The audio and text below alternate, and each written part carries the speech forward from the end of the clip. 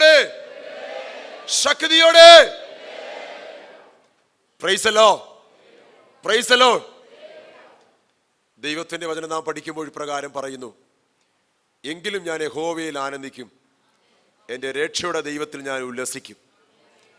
Habakkuk പ്രവാചകൻ ഈ ദൂത് വിളിച്ചു പറയുമ്പോൾ മുൻപിൽ പലതിലും ശൂന്യതകളും പലതിലും ഫലമില്ലാത്ത അനുഭവങ്ങളുമാണ് എങ്കിലും ആ ഭക്തന് പറയുവാൻ ഒന്നുണ്ട്, എൻ്റെ മുൻപിൽ ഒന്നും നന്മയായി കണ്ടില്ലെങ്കിലും അനുകൂലമായി ഇല്ലെങ്കിലും എനിക്കൊന്ന് പറയുവാൻ കഴിയും, എൻ്റെ രക്ഷയുടെ ദൈവത്തിൽ ഞാൻ ഉല്ലസിക്കും.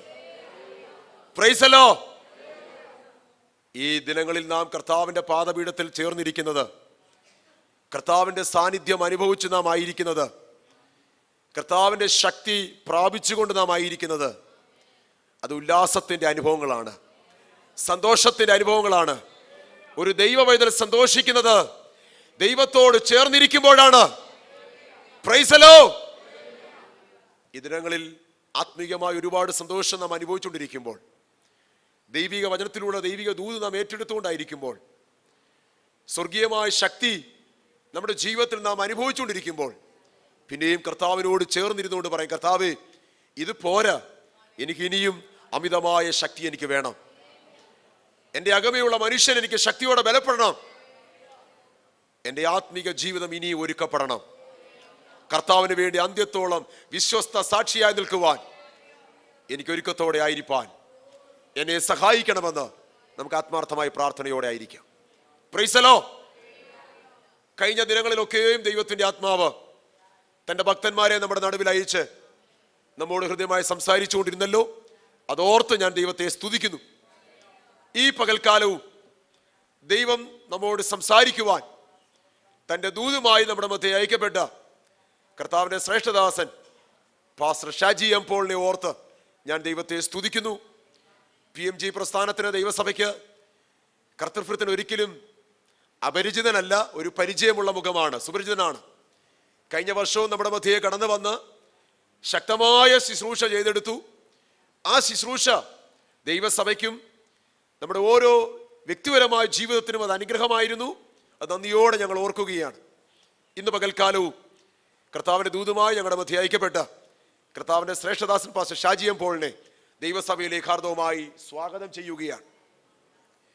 വേദിയിലായിരിക്കുന്ന ബഹുമാനീയ കർത്താവിൻ്റെ ശ്രേഷ്ഠദാസൻ പാസ്റ്റർ KK ജോസഫ്, സദസ്സിലായിരിക്കുന്ന കർത്താവിൻ്റെ അഭിഷിക്തന്മാർ, വിദൂരത്തു നിന്നും ചാരത്തു നിന്നും ആഗതരായിരിക്കുന്ന എല്ലാ സഹോദരീ സഹോദരങ്ങൾക്കും വേഗം വരുന്ന കർത്താവായ യേശു ക്രിസ്തുവിൻ്റെ നിസ്തുല്യമായ നാമത്തിലുള്ള സ്നേഹവും വന്ദനവും ഇന്ന് പകൽക്കാലം ഞാൻ അറിയിക്കുന്നു. പ്രാർത്ഥനയോടെ കർത്താവിൻ്റെ പൊന്മുഖത്തേക്ക് നമുക്ക് നോക്കാം. കർത്താവിൽ നിന്ന് പ്രാപിക്കുവാനുള്ള വലിയ ആഗ്രഹത്തോടെ നമുക്കായിരിക്കാം. ഇന്ന് പകൽക്കാലവും കർത്താവ് നമ്മെ നിശ്ചയമായും നിറയ്ക്കും. സ്തോത്രം, സ്തോത്രം. പ്രാർത്ഥനയോടെ ദൈവത്തിൻ്റെ പാദാന്തിയായിരിക്കാം. തുറന്നുള്ള നിമിഷങ്ങളിൽ ദൈവവചന ശുശ്രൂഷയ്ക്കായി ബഹുമാനീയ കർത്താവിൻ്റെ ദാസനെ ക്ഷണിച്ചുകൊണ്ട് എൻ്റെ വാക്കിൽ നിന്ന് വിരമിക്കുന്നു. ദൈവം നമ്മെ അനുഗ്രഹിക്കുമാറാകട്ടെ.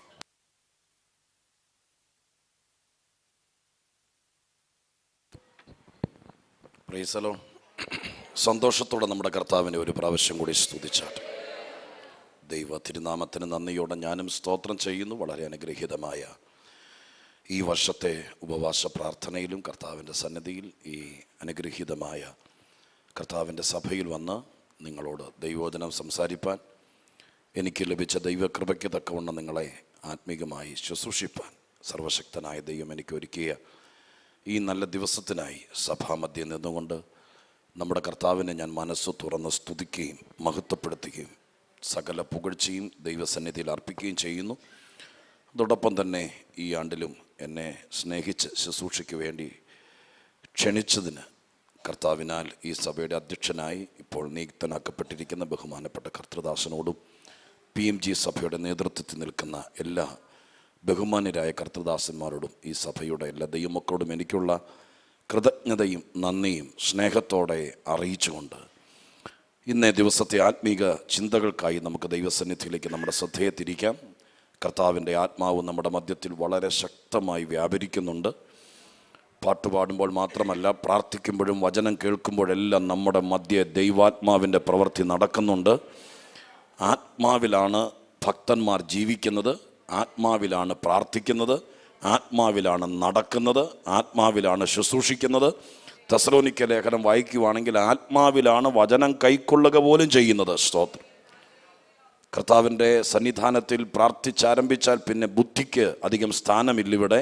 ആത്മാവിനാണ് സ്ഥാനമുള്ളൂ. എല്ലാം ആത്മാവിലാണ് നടക്കുന്നത്.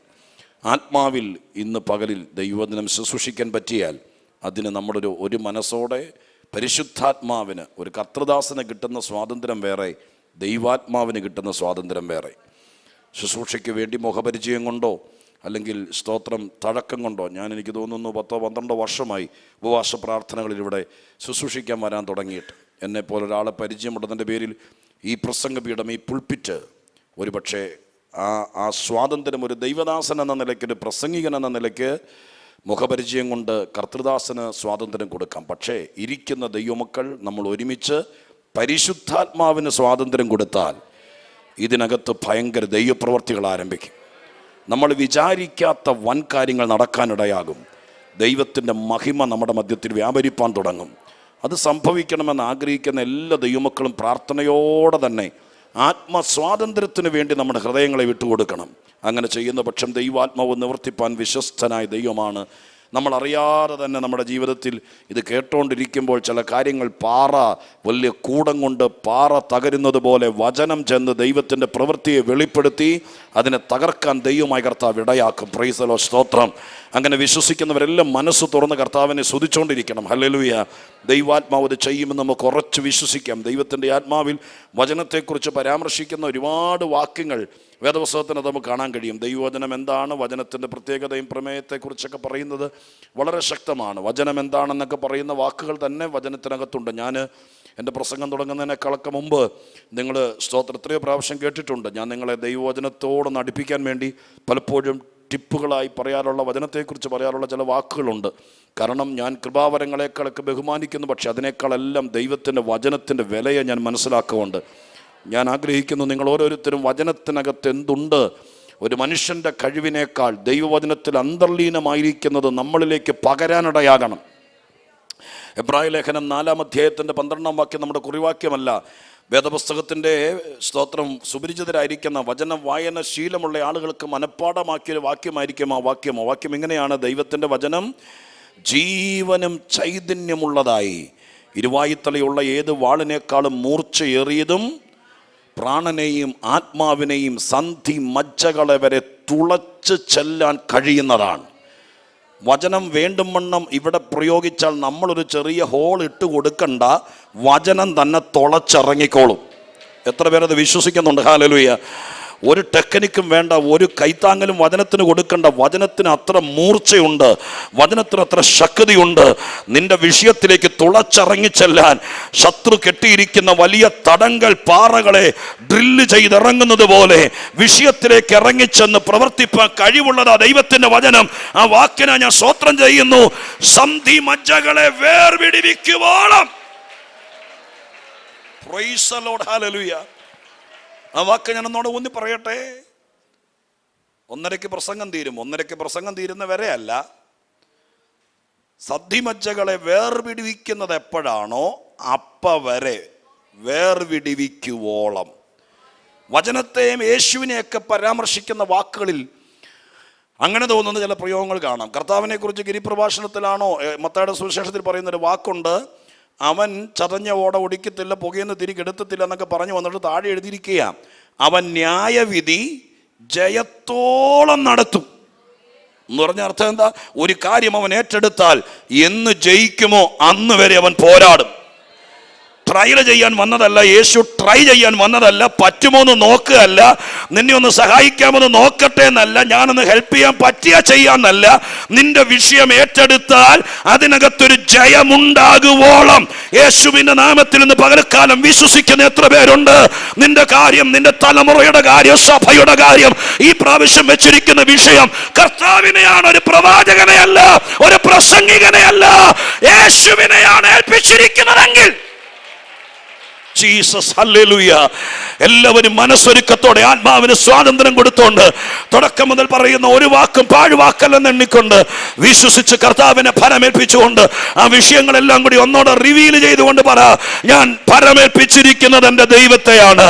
ചതഞ്ഞ ഓടെ ഒടിക്കാത്തവനെയാണ്, പുകയുന്ന തിരിയെ കെടുത്താത്തവനെയാണ്. അവനെ എനിക്ക് വിശ്വാസമുണ്ട്. എൻ്റെ വിഷയത്തിന് ഇനി ആളെ മാറി നോക്കേണ്ടി വരില്ല. ജയമുണ്ടാകുവോളം അവൻ എനിക്ക് വേണ്ടി ജാഗരിക്കും. ശക്തിയോടെ ശക്തിയോടെ എല്ലാവരും ആ വാക്ക് യേശുവിനെ മഹത്വപ്പെടുത്തിക്കൊണ്ട് ഭോഗമോളമല്ല, നീ ജയിക്കുവോളം. അതിന് ചിലപ്പോൾ ഒരു കൊല്ലം എടുത്തേക്കാം. നിന്നെ ഒന്ന് പണിതൊരുക്കി നിന്റെ കുടുംബത്തെ ഒന്ന് റീക്രിയേറ്റ് ചെയ്ത് റീസെറ്റ് ചെയ്ത് റീഫ്രഷ് ചെയ്ത് കൊണ്ടുവരാൻ ചിലപ്പോൾ ഒരു വർഷം എടുത്തേക്കാം. പക്ഷെ അവൻ നിന്നെ വിട്ടിട്ട് പോകില്ല. നീ എന്ന് ജയിക്കുമോ അന്ന് വരെ ഇന്ന് പകർക്കാല സഭയോട് പറയുന്നു, നിന്നെ അവൻ കളയത്തില്ല ഈ പട്ടണത്തിൽ, നിന്നെ അവൻ മറക്കത്തില്ല ഈ പട്ടണത്തിൽ, നിന്നെ ഈ ദേശത്ത് അവൻ ഉപേക്ഷിക്കത്തില്ല. നിന്നെ ഒരു ജയ വിഷയമാക്കുവോളം നിന്നെ ശാസിച്ചു, ഗുണീകരിച്ചു, ശിക്ഷിച്ചു, ശോധന ചെയ്തു, നിന്നെ ഒരു പ്രശംസാ വിഷയമാക്കുവോളം. Jesus, hallelujah. എവിടെയെങ്കിലും തോറ്റു എന്ന് തോന്നുന്ന ആരെങ്കിലും ഉണ്ടോ? ശുശ്രൂഷയിൽ തോക്കുകയാണെന്നോ അല്ലെങ്കിൽ ആത്മീയത്തിൽ തോക്കുകയാണെന്ന് തോന്നുന്ന ആരെങ്കിലും ഉണ്ടെങ്കിൽ ഇന്ന് പകൽക്കാലം അങ്ങ് വിട്ടിട്ട് കൊടുത്തിട്ട് പറയണം, ദൈവമേ, ഞാൻ തോറ്റു കാണാൻ ആഗ്രഹിക്കുന്ന 1000 പേരുടെ ഇടയിൽ എന്നെ ഏറ്റെടുത്ത ഒരുവനുണ്ട്. അവൻ ഞാൻ ജയിച്ചു കാണാനാണ് ആഗ്രഹിക്കുന്നത്. ഞാൻ ജയിക്കുവോളം എന്നെ അവൻ ശോധന ചെയ്ത് പുറത്തു കൊണ്ടുവരും. വചനത്തിനും ആ വാക്കിൻ്റെ പ്രയോഗം പറഞ്ഞപ്പോഴാണ് ഞാൻ ഈ വാക്കിൽ കയറി വന്നത്. എബ്രായ ലേഖനത്തിലെ വാക്കിങ്ങനെയാണ്, സദ്ധിമജ്ജകളെ വരെ തുളച്ചു ചെല്ലുവോളം. സ്തോത്രം. ചില വിഷയങ്ങൾക്കകത്തേക്ക് ഇന്ന് പകൽക്കാലം ദൈവത്തിൻ്റെ വചനം തുളച്ചു കയറണം. ഏത് വിഷയത്തിലേക്കാണെന്ന് ഇന്ന് പകൽക്കാലം നീ ചിന്തിച്ചോ? ലാസറിൻ്റെ വീട്ടിൽ അടച്ചു വിട്ടിരിക്കുന്ന കല്ലറക്കകത്തേക്ക് കർത്താവിൻ്റെ തിരുവായ്മൊഴികൾ തുളച്ചു കയറിയപ്പോൾ അകത്ത് കടന്ന കെട്ടുകളെ പൊട്ടിച്ച് പുറത്തു വന്നതുപോലെ ഇതിനകത്ത് ദൈവത്തിൻ്റെ വായായി നിൽക്കാൻ പരിശുദ്ധാത്മാവ് എന്നെ വിട്ടിരിക്കുന്നു എന്നുള്ള പ്രതീക്ഷയോടെ ആത്മാവിൽ വിളിച്ചു പറയാം, ഇന്ന് പകൽക്കാലം കേൾക്കുന്ന ദൈവത്തിൻ്റെ വചനം നീ മൗനമായിരിക്കാതെ സ്തോത്രം, ഹല്ലേലൂയ, ഏത് വിഷയത്തിലേക്കാണ് വചനം തുളച്ചു കയറേണ്ടതെന്ന് മറിയ ചൂണ്ടിക്കാണിച്ചതുപോലെ കാണിച്ചു കൊടുക്കുന്ന പക്ഷം ദൈവവചനത്തിന്റെ ശക്തി അതുപോലെ തുളച്ചു കയറാൻ ദൈവം സഹായിക്കും. Price the Lord. സ്തോത്രം, ഹല്ലേലൂയ. കരമുയർത്തി എല്ലാവരും കൂടി കർത്താവിന്റെ വചനത്തിനായി സ്തോത്രം ചെയ്താട്ടെ. വചനത്തിനകത്ത് എന്തുണ്ടോ അത് നമുക്ക് അവകാശമാക്കണം. ദൈവവചനം എന്ന് പറയുന്നത് അക്ഷരങ്ങളല്ല, ആശയങ്ങളല്ല, ചരിത്രങ്ങളല്ല. പഴയ കാലത്ത് എപ്പോഴോ ആളുകളുടെ ഇടയിൽ സ്തോത്രം വായനക്കാർക്ക് ഇൻസ്പിറേഷൻ പകരുന്ന ഏതെങ്കിലും പോസിറ്റീവ് ചിന്തകളല്ല ദൈവത്തിൻ്റെ വചനം. ദൈവത്തിൻ്റെ വചനത്തിനകത്ത് നമുക്കുള്ള പലതും അടങ്ങിയിട്ടുണ്ട്. ആ വാക്ക് നിങ്ങൾ കണ്ടോ? ദൈവത്തിൻ്റെ വചനത്തിനകത്ത് ജീവനും ചൈതന്യവും ഉണ്ട്. വചനം ജീവനും ചൈതന്യവും ഉള്ളതാണ്. പരിചയമുള്ള വാക്കാണ്. സ്തോത്രം. എങ്കിലും ഞാൻ നിങ്ങളുടെ ഹൃദയവും തലച്ചോറും മനസ്സും ബുദ്ധിയും യുക്തിയും എല്ലാം തുറന്നിട്ട് വേണം എനിക്ക് കുറിവാക്യം വായിക്കാൻ. അതുകൊണ്ട് ഞാൻ പറയാം, സ്തോത്രം, വചനത്തിനകത്ത് ജീവനും ശക്തിയുണ്ട്.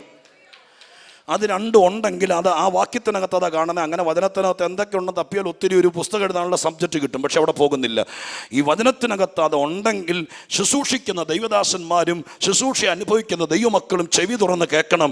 നമ്മുടെ ശുശ്രൂഷയിൽ ആ ജീവനും ശക്തിയും വചനത്തിനകത്തുനിന്ന് പുറത്തേക്ക് വരണം. ജനം അത് അനുഭവിക്കാൻ തുടങ്ങണം. ഇന്ന് ഇതിനകത്ത് ആദ്യമായി വന്ന ഒരാളുണ്ടെങ്കിലും ആ ആൾക്കൊരു പ്രസംഗികന്റെ പ്രസംഗ പാഠമല്ല, നമ്മുടെ സെറ്റിപ്പല്ല, മറിച്ച് ദൈവവചനത്തിലെ ജീവൻ അനുഭവിച്ചു പോകണം. അതിന്റെ ചൈതന്യം പ്രാപിച്ചു പോകണം. എന്താ ജീവൻ എന്ന് പറഞ്ഞാൽ? ഫെമിലിയറായ പരിചയം വാക്കാണ് ജീവൻ. നമുക്കുണ്ടെന്നറിയാം.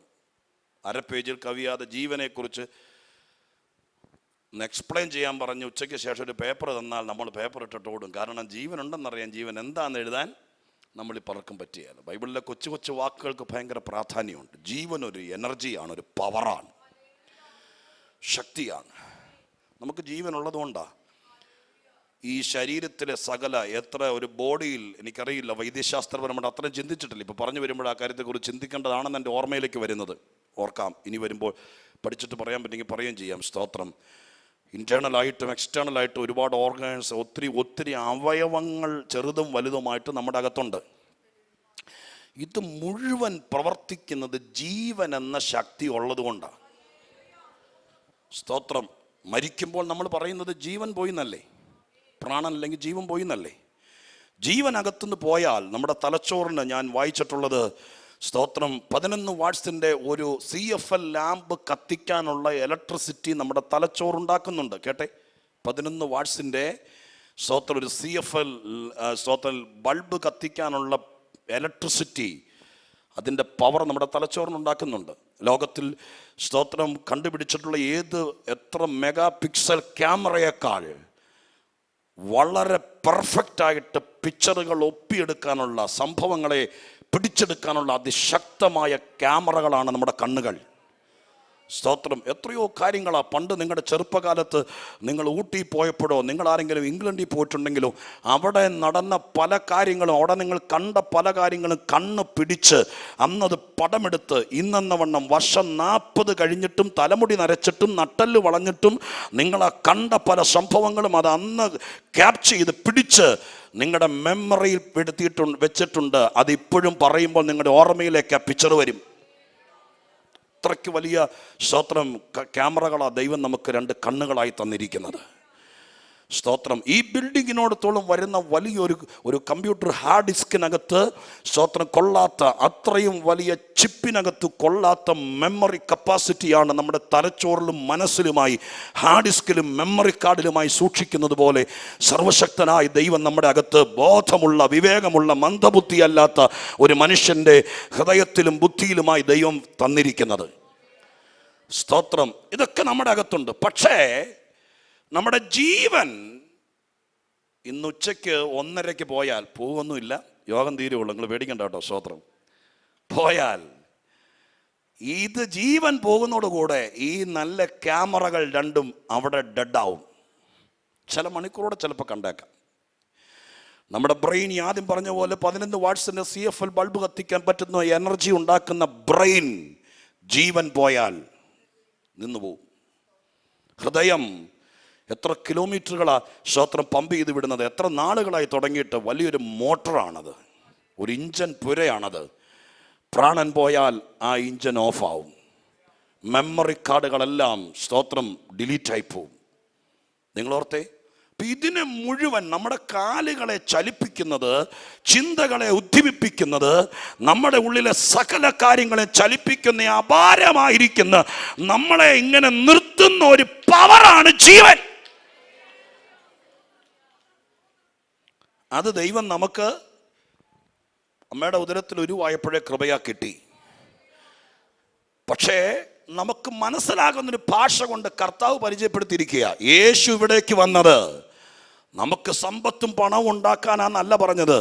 യോഹന്നാൻ 10 വായിക്കുന്ന ഒരു വാക്ക് നിങ്ങൾ കേട്ടിട്ടില്ലേ? നിങ്ങൾക്ക് ജീവൻ ഉണ്ടാകുവാനും സമൃദ്ധിയായ ജീവൻ ഉണ്ടാകുവാനുമാണ്. ഞാൻ പറഞ്ഞു വരുന്നത് കൊണ്ട് എന്താ അതിൻ്റെ അർത്ഥം എന്ന് ചിന്തിച്ചിരിക്കുന്നവർക്ക് ഒരു ഐഡിയ കിട്ടുമായിരിക്കും എന്ന് വിചാരിക്കുന്നു. മനസ്സിലാവുന്ന സ്തോത്രം. ഭൗമിക ജീവിയായി ഒരു പ്രാകൃത മനുഷ്യനായി ഭൂമിയിൽ ജീവിക്കാൻ വേണ്ടി നീ ദൈവത്തെ വിളിച്ചില്ലെങ്കിലും, ദൈവം ഇല്ലെന്ന് പ്രസംഗിച്ച് നടന്നാലും, നിരീശ്വരനായി ജീവിച്ചാലും, ഒരിക്കൽ പോലും ദൈവത്തെ ദൈവമെന്ന് വിളിക്കാതെ 60 70 വയസ്സ് ജീവിച്ചിവിടെ മരിച്ചാലും, നിന്റെ പ്രാകൃത ശരീരത്തിൻ്റെ എല്ലാ സ്തോത്രം സെറ്റപ്പുകളും വർക്ക് ചെയ്യാനുള്ള പവർ അമ്മയുടെ ഉദരത്തിൽ വെച്ച് ജീവനായി നമുക്ക് തന്നിട്ടുണ്ട്. എന്നാൽ നിത്യതയിലേക്ക് പോകാൻ ആ ജീവൻ പോരാ. സ്തോത്രം. ആത്മ മനുഷ്യന്റെ ഉള്ളിൽ കിടക്കുന്ന ഇതുപോലത്തെ കാര്യങ്ങളെ പ്രവർത്തിപ്പിക്കാൻ വേണ്ടി ഉയരത്തിലെ ജീവൻ വേണം. സ്തോത്രം. പുറമെയുള്ള ശരീരത്തിന്റെ പല കാര്യങ്ങളുമുണ്ട്. ഇത് പ്രവർത്തന സജ്ജമാകണമെങ്കിൽ ഈ ജീവൻ ആവശ്യമാണെങ്കിൽ, ഇതുപോലെ തന്നെ നിന്റെ അകത്തെ മനുഷ്യൻ സജീവമാകണമെങ്കിൽ യേശു പറഞ്ഞ ആ ജീവൻ നമ്മുടെ അകത്ത് വേണം. ഹല്ലേലൂയ. യോഹന്നാന്റെ ലേഖനത്തിലാണെന്ന് എനിക്ക് തോന്നുന്നത്, ആ ജീവൻ അവനിലുണ്ട്. സ്തോത്രം. ഹല്ലേലൂയ. കേട്ടെ, ആ ജീവൻ വേറെ എങ്ങും കിട്ടിയല്ല. ഒരു ഉപദേശിയുടെ കയ്യിലുമില്ല, ഒരു പ്രവാചകന്റെ കയ്യിലുമില്ല, ഒരു മിറാക്കിൾ സ്റ്റേഷനുമില്ല, ഒരു പ്രാർത്ഥന കൂടാരത്തിലുമില്ല. ആ ജീവൻ കസ്റ്റഡിയിലുള്ള ഒരുവനുണ്ടെങ്കിൽ ഞാൻ പ്രസംഗിക്കുന്ന യേശുവാണ്. അവന്റെ അടുക്കലേക്ക് വരുമ്പോൾ, അതുകൊണ്ടാണ് പറഞ്ഞത്, നിങ്ങൾക്ക് ജീവൻ ഉണ്ടാകുവാൻ എൻ്റെ അടുക്കലേക്ക് വരാൻ പറഞ്ഞത് സെമിത്തേരി കിടക്കുന്ന ആളുകളോടല്ല, 2 കാലേ നടക്കുന്നവരോട്. ആ ജീവൻ വേണമെങ്കിൽ അതിന്ന് പകരക്കാരൻ നമ്മളിലേക്ക് വന്നെങ്കിലേ ആത്മതലത്തിലെ പല കാര്യങ്ങളും ആക്ടിവേറ്റ് ആകുള്ളൂ. സ്തോത്രം. മനസ്സിലാവും ഞാൻ പറയുന്നേ? ആത്മതലത്തിലെ പല കാര്യങ്ങളും ആക്ടിവേറ്റ് ആകണം. ഈ ഉപവാസ പ്രാർത്ഥനയുടെ നല്ല ചൊവ്വാഴ്ച, ഈ അവധി ദിവസം, പകൽക്കാലം എല്ലാവരും കൂടി, അമ്മയും മക്കളും അപ്പനും എല്ലാം കൂടി വന്നിരിക്കുന്ന ഈ ദിവസം ഈ ജീവൻ നമ്മുടെ അകത്ത് വ്യാപരിക്കണം. ആ ജീവൻ എബ്രായ ലേഖനം 4:12 വായിച്ചു. ദൈവവചനത്തിനകത്ത് ആ ജീവനുണ്ട്.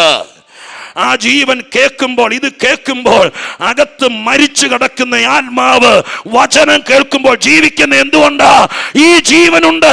അകത്തെ മനുഷ്യനെ ജീവിപ്പിക്കുവാൻ, ആത്മീക മനുഷ്യനെ നടത്തുവാൻ, അവനെ സജീവമാക്കാൻ, അവനെ ജയാളിയാക്കാൻ, അവനെ ഉജ്ജ്വലനാക്കാൻ അതിന് പര്യാപ്തമായ ജീവൻ വേറെ എങ്ങും കിട്ടിയല്ല. അത് ദൈവത്തിന്റെ വചനത്തിനകത്തുണ്ട്, യേശുവിലുണ്ട്.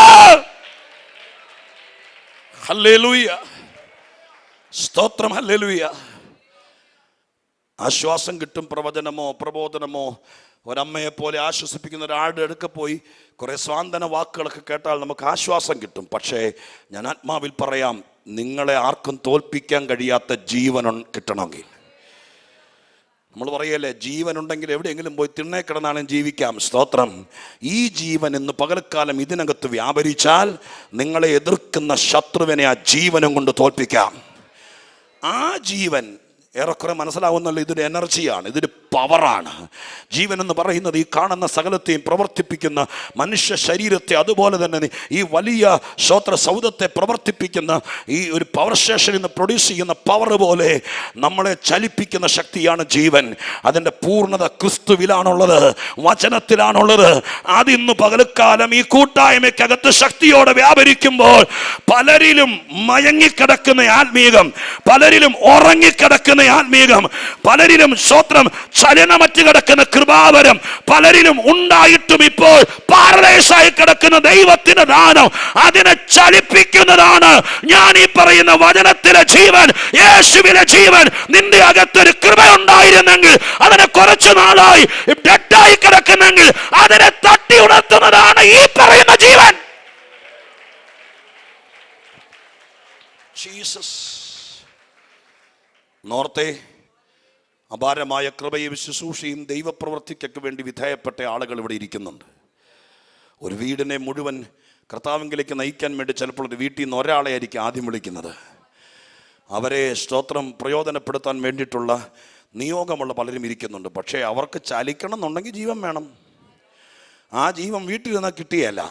ടി വിയിലെ പ്രസംഗം കേട്ടാൽ കിട്ടുമെന്ന് എനിക്കറിയില്ല. പക്ഷേ ഇങ്ങനൊരു കൂട്ടായ്മയ്ക്കകത്ത് വന്ന് പ്രാർത്ഥിക്കുന്ന ആളുകളുടെ ഇടയിൽ സ്തോത്രം ആത്മനിറവോടെ ദൈവത്തെ സ്തുതിക്കുന്ന, ഈ ജീവന് പ്രയോറിറ്റി കൊടുക്കുന്ന സ്തോത്രം ആളുകളുടെ ഇടയിൽ വന്നിരുന്ന് ദൈവത്തെ വിളിച്ച് അപേക്ഷിക്കുകയും ജീവനുള്ള വചനം കേൾക്കുകയും ചെയ്യുമ്പോൾ നിങ്ങളറിയാതെ ഓൾറെഡി എടുത്ത് നിങ്ങളിലേക്ക് കുത്തിവെച്ചാൽ ഇലക്ട്രിസിറ്റി കയറുന്നത് പോലെ 1.5 വരെ ഈ വചനത്തിന് മുമ്പിൽ ഉറങ്ങാതിരുന്നാൽ, ഞാൻ പറയാം, ലോകത്തിന് തോൽപ്പിക്കാൻ കഴിയാത്തൊരു ജീവൻ, നിന്റെ വിഷയങ്ങളെ തോൽപ്പിക്കാൻ കഴിയുന്നൊരു ജീവൻ, ആ ജീവൻ വചനത്തിലൂടെ നിന്നിലേക്ക് വ്യാപരിക്കും. ജീസസ്. ഹല്ലേലൂയ. എൻ്റെ ബഹുമാനമുള്ള കർത്തൃദാസന്മാരെ, ദൈവമക്കളെ, എൻ്റെ ഹൃദയത്തിലെ ആത്യന്തികമായ നിരൂപണം, വചന ശുശ്രൂഷ എന്ന് പറഞ്ഞാൽ ആരും പറയാത്ത കുറേ വാക്കുകൾ പറഞ്ഞതോ ആരും പറയാത്ത ചിന്തകൾ പറഞ്ഞതോ അല്ല. എൻ്റെ 1.5 വരെയുള്ള ശുശ്രൂഷയ്ക്കകത്ത് ഈ ജീവൻ ചിലരിലേക്ക് പകർന്നാൽ എൻ്റെ ശുശ്രൂഷ പ്രയോജനപ്പെട്ടു. ഇത് പകരുന്നില്ലെങ്കിൽ വചനത്തിനകത്ത് ജീവനുണ്ട്. ആ ജീവൻ ജനത്തിൻ്റെ ഇടയിലേക്ക് പകരാൻ വേണ്ടി ഇടയ്ക്ക് നിൽക്കുന്ന ഈ ചാർജർ എന്ന് പറഞ്ഞൊരു സാധനം ഉണ്ടല്ലോ. സ്തോത്രം. മൊബൈലിനുണ്ട്, ഇലക്ട്രിക് ടോർച്ചിനുണ്ട്, എമർജൻസി ലൈറ്റിനുണ്ട്, ഇതിനൊക്കെ ഉണ്ട്. സ്തോത്രം. ചാർജർ എന്ന് പറഞ്ഞ് മേടിച്ചിട്ടുള്ളവർക്കറിയാം. ഈ സാധനം ഒന്നും കണ്ടിട്ട് പോലും ഇല്ലാത്ത പോലെയാണ് ആളുകൾ ഇരിക്കുന്നത്. നോക്കി, അല്ലെങ്കിൽ ഇന്ന് വീട്ടിൽ പോയിട്ട് ചാർജർ എടുത്ത് തിരിച്ചു മറിച്ച് നോക്കണം. മൊബൈൽ മേടിച്ചപ്പോൾ കിട്ടിയ സാധനം അത്. സ്തോത്രം. എന്തിനാണെന്നറിയാമോ? അതിനകത്ത് ചാർജൊന്നുമില്ല. പക്ഷേ സ്തോത്രം, ഇടുക്കിയെന്നോ കായംകുളത്തുനിന്നോ മറ്റെവിടെ നിന്നെങ്കിലും പ്രസരിപ്പിച്ച് വിടുന്ന കേരള സ്റ്റേറ്റ് ഇലക്ട്രിസിറ്റി ബോർഡ് പ്രസരിപ്പിക്കുന്ന ഇലക്ട്രിസിറ്റി വന്നത് ഈ സോക്കറ്റിനകത്ത്, ആ 3 ഹോളിനകത്ത് വന്ന് നിൽക്കുന്നുണ്ട്. അതിനകത്ത് ഇലക്ട്രിസിറ്റി നിൽക്കുകയും മൊബൈൽ മേശപ്പുറത്ത് ഇരിക്കുകയും ചെയ്താൽ ഒരിക്കലും മൊബൈലിന് പ്രയോജനം കിട്ടിയല്ല. പക്ഷേ ഈ മൊബൈലിലേക്ക് അത് പിടിച്ച് കയറ്റണം എന്നുണ്ടെങ്കിൽ കമ്പനി ഉണ്ടാക്കിയപ്പോഴേ തന്ന സാധനമാണ് ചാർജർ. ഈ വസ്തുവിനും ആ പവറിനും ഇടയിൽ ഒരു ചാലകമായി നിൽക്കുക. 1.5 മണിക്കൂറോളം ആത്മാവിൽ ഇനി ബാക്കി കിടക്കുന്ന ഒരു അല്പസമയം കൂടി പറ്റുമെങ്കിൽ നിങ്ങളുടെ ഇടയിൽ ആ ചാർജറായി നിൽക്കാൻ. അതിനകത്തൊന്നുമില്ല, പക്ഷെ ആ വരുന്നതിനെ പിടിച്ചു നിങ്ങളിലേക്ക് കയറ്റിവിടാൻ, നിങ്ങളുടെ വിഷയങ്ങളെ ഒതുക്കാൻ, നിങ്ങളുടെ പോരാട്ടങ്ങളെ ജയിക്കാൻ, നിങ്ങളുടെ നിരാശകളെ കവച്ചു വെക്കാൻ ഉയരത്തിൽ നിന്ന് വരുന്ന സ്വർഗത്തിലെ ജീവനെ, വചനത്തിലുള്ള ജീവനെ PMG ചർച്ചിലേക്ക് ഈ പകൽക്കാലം ഒന്ന് കയറ്റിവിടാൻ പറ്റുമെങ്കിൽ ഞാൻ ധന്യനായി. പകലും രാത്രിയുമായി എത്ര തളർന്നിരിക്കുന്നവരെയും എത്ര തോറ്റ് കിടക്കുന്നവരെയും ആ ജീവനം കൊണ്ട് എഴുന്നേൽപ്പിക്കാൻ പറ്റിയാൽ എത്ര ശുശ്രൂഷകന്മാർ, എത്ര പ്രസംഗികർ ഇതിനകത്തിരിക്കുന്നുണ്ട്. നിങ്ങൾ കാല് തുറന്ന് കേൾക്കണം. എന്താ ശുശ്രൂഷ? എന്താ വചന ശുശ്രൂഷ? എന്താ ജനത്തിനും ദൈവത്തിനും ഇടയിൽ നമ്മൾ നിന്നുകൊണ്ട് ചെയ്യുന്നത്? അതിന്ന് പകരക്കാലം കേൾക്കണമെന്ന് ആമുഖത്തിൽ തന്നെ പരിശുദ്ധാത്മാവ് ശുശ്രൂഷയുള്ളവരോട് ഗൗരവമായി പറയുക. 15 മിനിറ്റെങ്കിലും മിനിമം പോകും. കണ്ണടച്ച് എല്ലാവരും പ്രാർത്ഥിച്ചേ. ഈ വന്ന് നിൽക്കുന്ന മനുഷ്യൻ്റെ കയ്യിൽ ഒന്നുമില്ല, വെറും ചാർജർ. മൊബൈലിൻ്റെ പാക്കറ്റിൻ്റെ കൂടെ കിട്ടിയില്ലേ, അത്രയേ ഉള്ളൂ. പക്ഷെ ഒരു ദൗത്യമുണ്ട്. എന്താ ദൗത്യം എന്നറിയാമോ? വരുന്ന പവറിനെ പ്രോഡക്റ്റിലേക്ക് കയറ്റിവിടാൻ. അതിനു വേണ്ടി കമ്പനി നിയോഗിച്ചിരിക്കുന്നതാണത്. ഇതിനകത്ത് സ്വർഗം നിയോഗിച്ച ചിലരുണ്ട്. വചനത്തിൽ ജീവനുണ്ട്, ഉയരത്തിൽ നിന്ന് ജീവൻ വരികയും ചെയ്യുന്നുണ്ട്. ജീവൻ വേണ്ട പലരും ഈ പ്രദേശത്ത് നീ പ്രവർത്തിക്കുന്ന നാട്ടിൽ കടക്കുകയും ചെയ്യുന്നുണ്ട്. ഇതിൻ്റെ രണ്ടിൻ്റെ ഇടയിൽ ഒരു ചാർജറായി നിൽക്കാൻ ആ വെളിപ്പാട് സിമ്പിളായിട്ട് ഞാൻ പറയുന്നു. അതിനു വേണ്ടി പ്രാർത്ഥിക്കുന്ന ദൈവമക്കൾ, ശുശ്രൂഷയ്ക്ക് വേണ്ടി പ്രധാനമായും പ്രാർത്ഥിക്കുന്ന ദൈവദാസന്മാർ, അവരെ കർത്താവ് ഇന്ന് പകലിൽ പ്രത്യേകം നോട്ടം വെച്ചിട്ടുണ്ട്. നിങ്ങളൊരു സൺഡേ സ്കൂൾ അധ്യാപകനാണെങ്കിൽ പോലും നിങ്ങൾ ഈ പകൽക്കാലം ഈ വാക്കിനെ തഴയരുത്. നിങ്ങളുടെ മുമ്പിൽ കിട്ടുന്ന കൊച്ചു കുഞ്ഞുങ്ങൾക്കകത്തേക്ക് ഈ ജീവൻ പകർന്നു വിട്ടാൽ ലോകത്തിന് അവരെ കൊല്ലാൻ പറ്റില്ല. മരിച്ചാലും ജീവിച്ചോളും, ലോകം ഒതുക്കിയാലും എഴുന്നേറ്റോളും. പൗലോസിനെ കല്ലെറിഞ്ഞിട്ട് മരിച്ചെന്ന് വിചാരിച്ചിട്ട് അത് ഭൗതികമാണ്, ഞാൻ സമ്മതിക്കുന്നു. പക്ഷേ ലോകം തീർന്നെന്ന് പറഞ്ഞാലും അവർ പോയി കഴിയുമ്പോൾ പിടച്ചെഴുന്നേറ്റ് ആരുടെയും സഹായമില്ലാതെ എഴുന്നേറ്റ് പോകണമെന്നുണ്ടെങ്കിൽ ഈ ജീവനകത്ത് വേണം. മനുഷ്യൻ കാണാത്ത ജീവൻ അതിന്ന് പകൽക്കാലം ഇതിനകത്ത് വ്യാപരിക്കാൻ പോകുകയാ. ഇതിനകത്ത് ശക്തമായി ദൈവാത്മാവ് തുറന്നു വിടാൻ പോവുക. അത് പ്രാപിച്ചുകൊണ്ട് മടങ്ങിപ്പോയാൽ ഭയങ്കരമായ ദൈവ പ്രവർത്തികൾ വെളിപ്പെടാൻ വേണ്ടി പോകുകയാ. ശുശ്രൂഷ നടക്കുന്ന, ഞാനിന്ന് ആരെക്കുറിച്ച് പറയുന്നു എന്നുള്ളതല്ല, പഴയ നിയമത്തിൽ നിന്നാണോ പുതിയ നിയമത്തിൽ നിന്നാണോ, ലേഖനമാണോ സുവിശേഷമാണോ സങ്കീർത്തനമാണോ, ഇതൊന്നും അല്ല വിഷയം. ഏത് ഭാഗത്തുനിന്ന് പറഞ്ഞാലും എന്നിലേക്ക് ജീവൻ കയറണം. അതാഗ്രഹിക്കുന്ന എല്ലാവരും അധരങ്ങൾ തുറന്ന് പ്രാർത്ഥിക്കുക. നിങ്ങളുടെ ശരീരത്തിൻ്റെ ഭാഷ ദൈവമക്കളെ സംബന്ധിച്ച് വേദപുസ്തകം പഠിപ്പിക്കുന്ന ഒരു ഫിസിക്കൽ ലാംഗ്വേജ് ഉണ്ട്. ശരീരത്തിൻ്റെ ഭാഷ. കരമുയർത്തിയോ, കൈ നെഞ്ചത്തേക്ക് ചേർത്ത് വെച്ചോ, മുട്ടയിലിരുന്നോ, കൈ രണ്ടും ഉയർത്തിയോ, മുഴങ്കാലിന്മേൽ ഇരുന്നോ, ഏലിയാവിനെ പോലെ കാലുകൾ കടയിൽ തലയിട്ടോ, ഇതൊക്കെ ആത്മീകൻ്റെ ഭാഷയാണ്. സ്തോത്രം. നമ്മൾ ശീലിച്ചും പഠിച്ചും ഒരു VIP ചമയുമ്പോൾ സ്തോത്രം ആത്മാവ് നമ്മളിൽ നിന്ന് അകലുകയാ. ഒരു കൊച്ചു കുഞ്ഞിനെ പോലെ LKG പിള്ളേരെ പഠിപ്പിക്കുന്ന കണ്ടിട്ടില്ലേ, ഗാർഡനിൽ പഠിപ്പിക്കുന്ന കണ്ടിട്ടില്ലേ? അത് വലിയ ഡോക്ടറേറ്റ് ക്ലാസ്സുകളെ പോലെ അല്ല. സ്തോത്രം. ആ ഒരു ശിശുവിൻ്റെ മനസ്സോടെ പ്രാർത്ഥന മുറിക്കകത്ത് നിങ്ങളുടെ പ്രതികരണം ആത്മാവിൽ അറിയിക്കുമ്പോൾ സ്വർഗം സന്തോഷിക്കും. നിങ്ങൾക്ക് ലഭിക്കുന്ന ഇൻസ്പിറേഷൻ എന്തു തന്നെ ആയാലും അങ്ങനെ പ്രതികരിക്കാനുള്ള സ്വാതന്ത്ര്യമുണ്ട്. എല്ലാ കണ്ണുമടച്ച് ദൈവത്തിൻ്റെ സന്നിധിയിൽ ഒരു നിമിഷം ആ ജീവന് വേണ്ടി ദാഹിക്കുന്നവരായി ദൈവത്തോട് പ്രാർത്ഥിക്കുക. പരിശുദ്ധനായ ദൈവമേ, ഞങ്ങളുടെ സ്വർഗീയ പിതാവേ,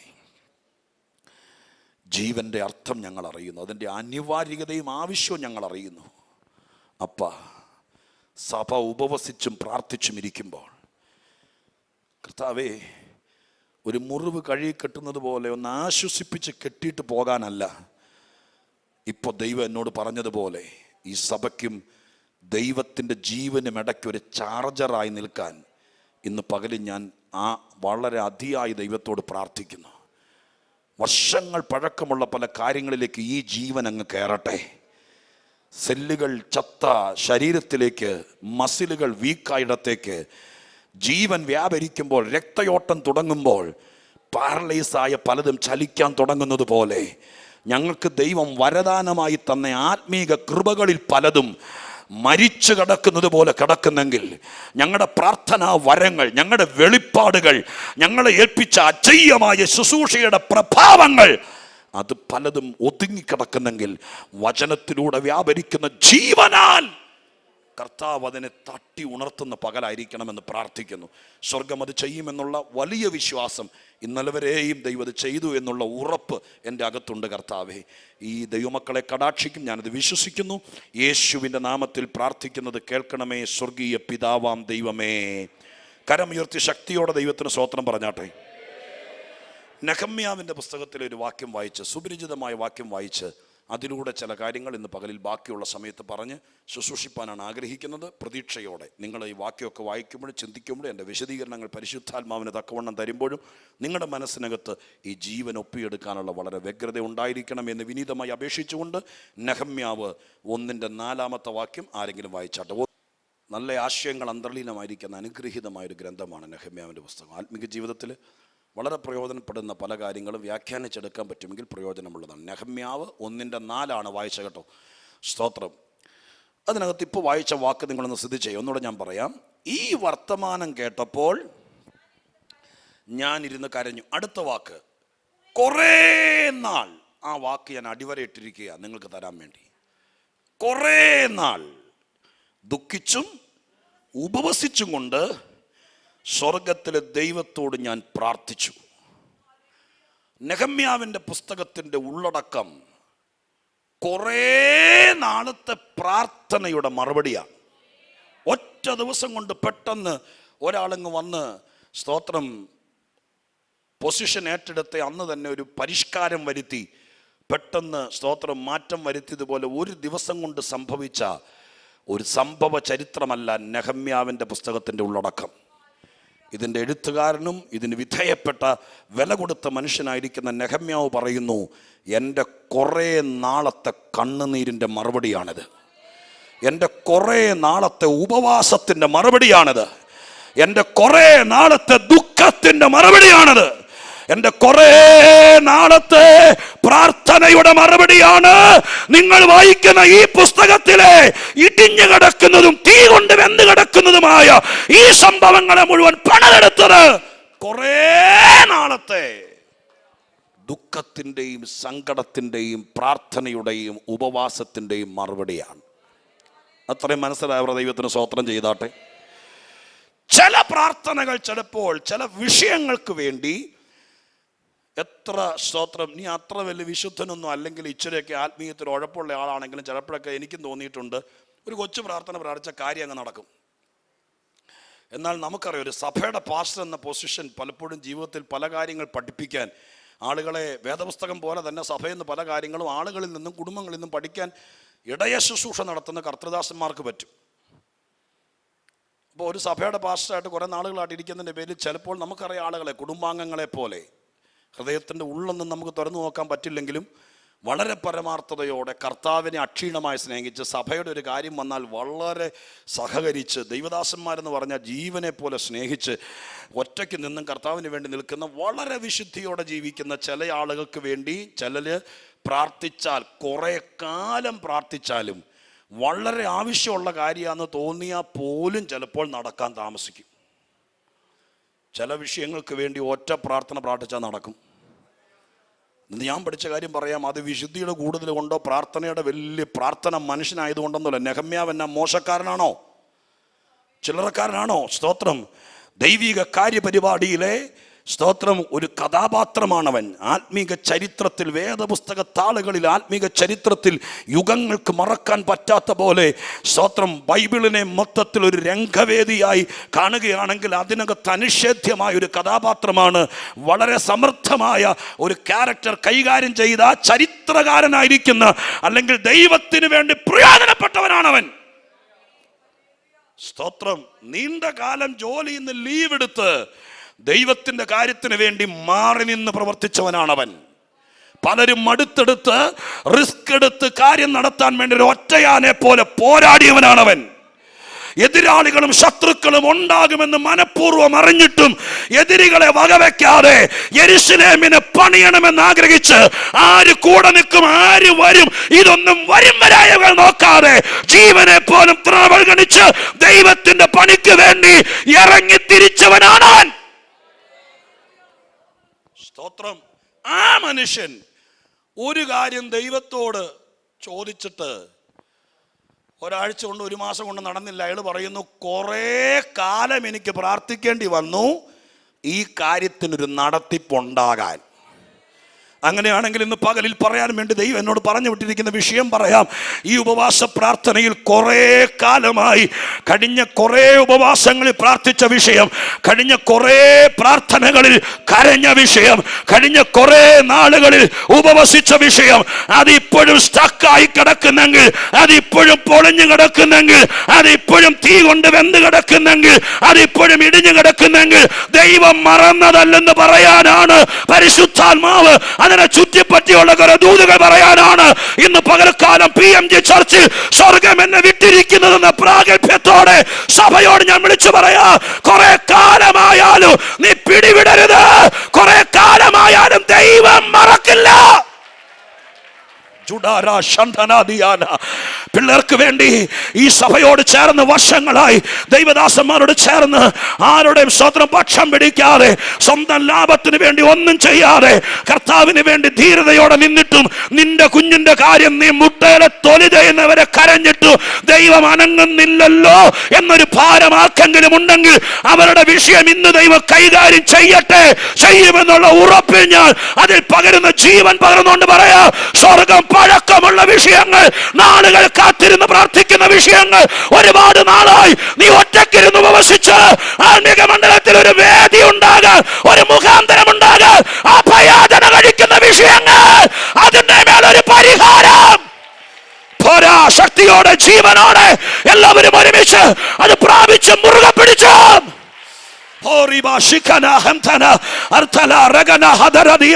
അന്യഭാഷ പറഞ്ഞ് ആത്മശക്തിയോടെ ഇന്ന് പകൽക്കാലം അത് നടക്കുമെന്ന് വിശ്വസിച്ച് സ്വർഗം തുറന്നിരിക്കുന്നത്, ദൈവപ്രവൃത്തി വെളിപ്പെടുന്നത്, ഇന്നു മുതൽ മുന്നോട്ട് നെഹമ്യാവിന്റെ മുമ്പിൽ വഴി തുറന്നതുപോലെ തുറക്കുന്നത് വിശ്വസിക്കാൻ പറ്റുന്ന എല്ലാവരും ശക്തിയോടെ ബലത്തോടെ ആരാധനയുടെ കാര്യത്തിൽ ലുബ്ധനായിരിക്കാതെ യേശുവിനെ ആരാധിപ്പാൻ, പദവി മറന്ന് ആരാധിപ്പാൻ.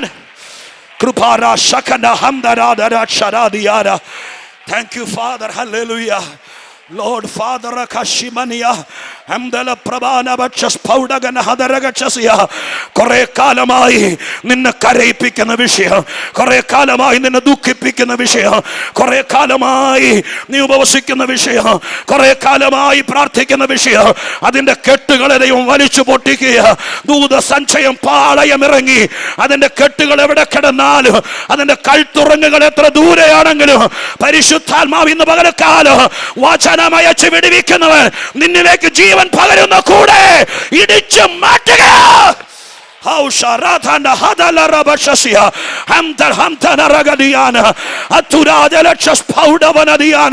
യേശുവിന്റെ നാമത്തിൽ ഞങ്ങളുടെ പിതാക്കന്മാർ കുറെ കാലം കരഞ്ഞിട്ട് മറുപടി കിട്ടിയതെങ്കിൽ ഞങ്ങൾക്ക് പരാതിയില്ലപ്പെന്ന് പറയാൻ എത്ര പേരുണ്ട്?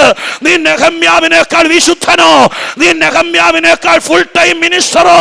നീ നെഹമ്യാവിനെ പോലെ വില കൊടുത്തവനോ? അല്ലല്ലോ, അല്ലല്ലോ. പഴയ നിയമ വിശുദ്ധനാണ് നെഹമ്യാവെന്ന് എനിക്കറിയാം. പക്ഷെ ദൈവം എന്നോട് പറയുന്നു, ഇന്ന് പകൽക്കാലം അവരത്രയും കരഞ്ഞെങ്കിൽ, താമസിച്ചാലും അതിന് മറുപടി വന്നെങ്കിൽ, എൻ്റെ ദൈവം പുത്രന്റെ ചോര കൊണ്ട് വീണ്ടെടുത്ത നമ്മുടെ കാര്യത്തിന് മേൽ പരിഹാരം വരുത്താതിരിക്കില്ല. സ്തോത്രം. വിടരുത്, വിശ്വസിച്ച് സ്തോത്രം ചെയ്തുകൊണ്ടിരിക്കണം. സ്വർഗം അത് ചെയ്യാൻ വിശ്വസ്തനായ ദൈവമാണ്. നമ്മൾ കയറി പിടിച്ചെങ്കിലേ ദൈവം പ്രവർത്തിക്കത്തുള്ളൂ കേട്ടോ. വേദപുസ്തകത്തിലെ ചില പോളിസികളുണ്ട്. പ്രവചനത്തെക്കുറിച്ചൊക്കെ വായിക്കുമ്പോൾ നമ്മൾ വായിച്ചിട്ടില്ലേ, പ്രവചനം തുച്ഛീകരിക്കരുത്. പിന്നെ എന്ത് ചെയ്യണം? സ്തോത്രം. നല്ലതെന്ന് ശോധനയായിട്ട് എന്ത് ചെയ്യണം? നല്ലതാണെങ്കിൽ എന്ത് ചെയ്യണം? ഒരു വാക്ക് വെച്ചിട്ട് മുറുകെ പിടിക്കണം. സ്തോത്രം. നമ്മൾ കയറി പിടിച്ചാലേ ഏത് കേസും എഫക്റ്റ് ആവുള്ളൂ.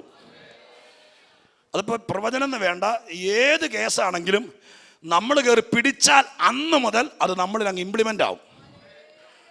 സ്തോത്രം. ഇപ്പം ആരെങ്കിലും നിങ്ങൾ ഇത്രയും തീ പോലെ കത്തി ആരാധിക്കുന്ന ഇത്രയും ശ്രേഷ്ഠന്മാരായ വചനനിശ്ചയമുള്ള ദൈവദാസന്മാരുടെ കൈക്കീഴിൽ വചനത്തിൻ്റെ കീഴിൽ ശിക്ഷണം ലഭിക്കുന്ന നിങ്ങളുടെ ഒരു കുടുംബത്തിലേക്ക് വന്നിട്ട് ഏതെങ്കിലും സ്തോത്രം വഴിയെ പോകുന്നൊരു ഉപദേശി വന്നിട്ട് പറഞ്ഞെന്നിരിക്കട്ടെ, സ്തോത്രം എന്താ പറയുന്നത് നോക്കിയേ, നിങ്ങളിരിക്കുന്ന പുരടത്തിനകത്ത് ഭയങ്കര പോരാട്ടമാണ്, ഇതിനകത്ത് കടന്നാൽ ഒരു കാലത്തും ഗതി പിടിക്കുകയല്ല, പിള്ളേരെ രക്ഷപ്പെടുകയല്ല, അല്ലെങ്കിൽ ആൻറ്റിയുടെ മക്കൾ എന്നെ രക്ഷപ്പെടേണ്ടതാ എന്ന് അയാൾ കയറി പറഞ്ഞതുകൊണ്ടൊന്നും നടക്കാൻ പോകുന്നില്ല. പക്ഷെ അയാൾ പറഞ്ഞ കാര്യം നിങ്ങൾ കയറി പിടിച്ചാൽ അന്ന് മുതൽ അത് അങ്ങനെ തന്നെയായിരിക്കും. ഇങ്ങനെ വഴിയെ പോകുന്നവൻ വന്ന് പറയുന്ന മുഴുവൻ ഏറ്റാർന്നെങ്കിൽ നമ്മളൊന്നും ബാക്കി കാണിയല്ല. ഏറ്റിട്ടുണ്ടെങ്കിൽ തന്നെ കാര്യം പറയാം, അത് നിങ്ങളെ കയറി പിടിച്ചു. ഇതുപോലെ വന്ന് പറയുന്നവൻ എന്തൊക്കെ പറഞ്ഞാലും നീ അത് പിടിക്കാതിരുന്നാൽ നിനക്കൊന്നും പറ്റിയല്ല. സഭായോഗത്തിനിടയിൽ നമ്മുടെ കർത്തൃദാസന്മാർ ഈ പുൾപ്പറ്റിൽ നിന്ന് പ്രസംഗിക്കുന്ന പ്രസംഗം നീ കയറി പിടിച്ചാൽ അന്ന് മുതൽ അത് നിനക്കങ്ങ് ഫലിക്കാൻ തുടങ്ങും. നീ പിടിച്ചില്ലെങ്കിൽ ഒന്നുമില്ല. അടുത്ത ആഴ്ചയും വരാം, നമുക്ക് ഇരിക്കാം, സ്തോത്രം എഴുതിയെടുക്കാം, നല്ല ആർട്ടിഫിഷ്യലായിട്ട് ആരാധിച്ചു പോവാം. പക്ഷെ ഏതെങ്കിലും ഒരു വാക്ക് കയറി പിടിച്ചാൽ നീ പിടിച്ചത് നിനക്ക് ഫലിക്കും. ബൈബിളിൽ വേണമെങ്കിൽ റിസർച്ച് ചെയ്തോ. കർത്താവ് സ്തോത്രം അനേക സഭകളോടും ദൈവദാസന്മാരോടും പറഞ്ഞിരിക്കുന്ന വാക്കാണ്, നിനക്കുള്ളത് മുറുകെ പിടിക്കുക,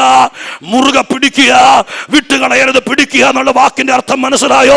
അക്ഷരികമായിട്ടൊന്നും മുമ്പിലേക്ക് ഇട്ടു തരുന്നില്ല. പക്ഷെ ഈ ദൂതിനകത്ത് കയറി പിടിച്ചാൽ, ഇനി ഒന്നും കേട്ടില്ലെങ്കിലും ഈ ആമുഖത്തിൽ പറയുന്ന കാര്യത്തിന് കയറി പിടിച്ചാൽ, അത് നീ അങ്ങ് പിടിച്ചാൽ, അതിനെ നീ വിടാതിരുന്നാൽ, അത് ഇന്നു മുതൽ നിന്റെ ജീവിതത്തിൽ സഭയിൽ നിന്റെ വിഷയത്തിൽ ഫലിക്കാൻ തുടങ്ങണമെങ്കിൽ നീ അതിനെ കയറി പിടിക്കണം.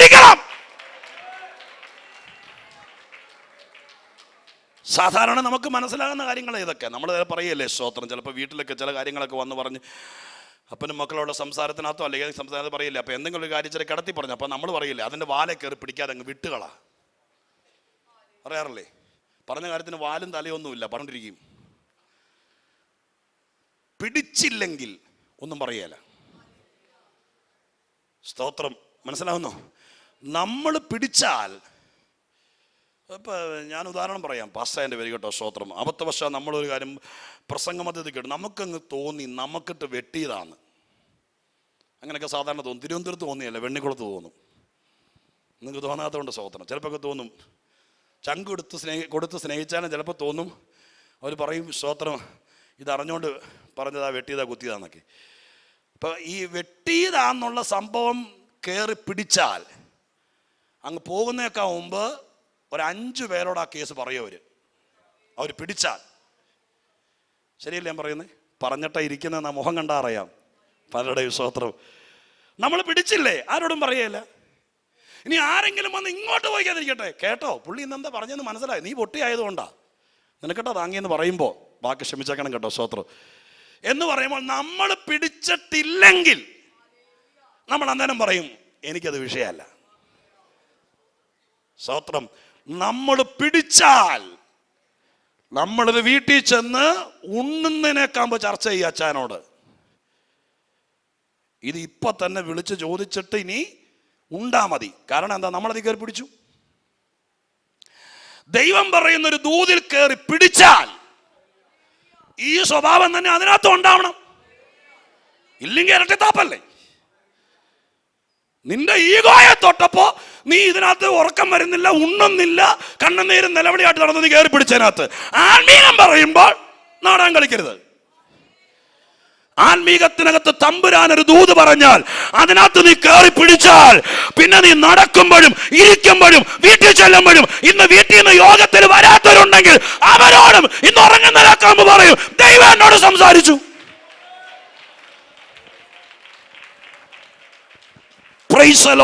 സ്വർഗം ഇടയ്ക്ക് കയറി പറയുക, നീ ദൂത് കയറി പിടിച്ചില്ലെങ്കിൽ നിന്റെ വരവ് നഷ്ടം.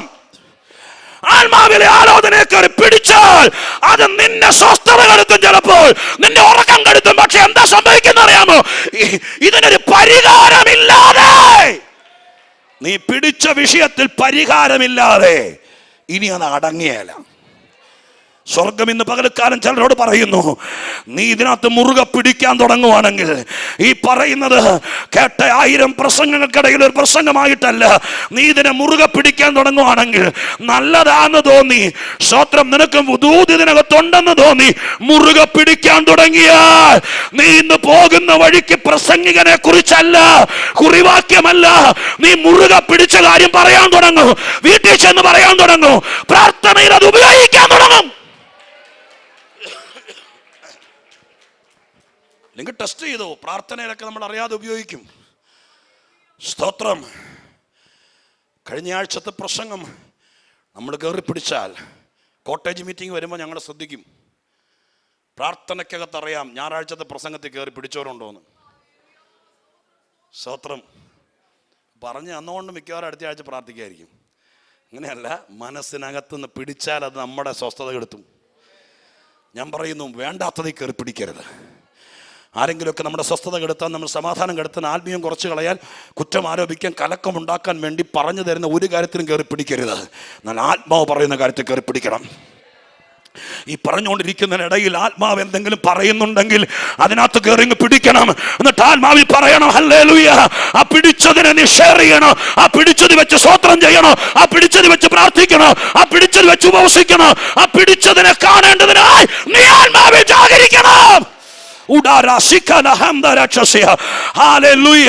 അതിവിടെ ദൈവം പകരട്ടെ. ആ ഒരു സ്വഭാവം ജനത്തിന്റെ മേൽ വരട്ടെ. യേശുവിന്റെ നാമത്തിൽ അത് അങ്ങനെ തന്നെ സംഭവിക്കട്ടെ. മടങ്ങി വരുന്നു, കേട്ടെ. നെഹമ്യാവ് 1-ാമത്തെ അധ്യായത്തിന്റെ ആമുഖ വാക്യത്തിൽ തന്നെ പറയുന്നു. ഇതിനകത്തേക്ക് വായനക്കാർ കയറുന്നതിനേക്കാൾ അദ്ദേഹം പറയുക, ഇത് ചുമ്മാ ലാഘവത്തോടെ വായിക്കരുത്, എൻ്റെ ചിന്തയും കൂടി ചേർത്ത് വെച്ച് പറയുക. ഇത് ചുമ്മാ ചരിത്ര പുസ്തകമായിട്ട് വായിക്കരുത്. ഏതാ? നെഹമ്യാവിൻ്റെ പുസ്തകം. ഇത് ബൈബിളിലെ 66 പുസ്തകങ്ങൾ ഒരു പുസ്തകമായിരിക്കും. പക്ഷേ നെഹമ്യാവ് സമ്മതിക്കുകയല്ല അങ്ങനെ നിങ്ങൾ ലാഘവത്തോടെ ഒന്നായി കാണാൻ. ഇത് എൻ്റെ ഹൃദയം പൊട്ടിയ പ്രാർത്ഥനയുടെ മറുപടിയാണ്. ഒരു ദിവസത്തെ അല്ല, കുറേ കാലത്തെ പ്രാർത്ഥനയുടെ മറുപടിയാണ്. കുറേ കാലത്തെ ഉപവാസത്തിൻ്റെ മറുപടിയാണ്.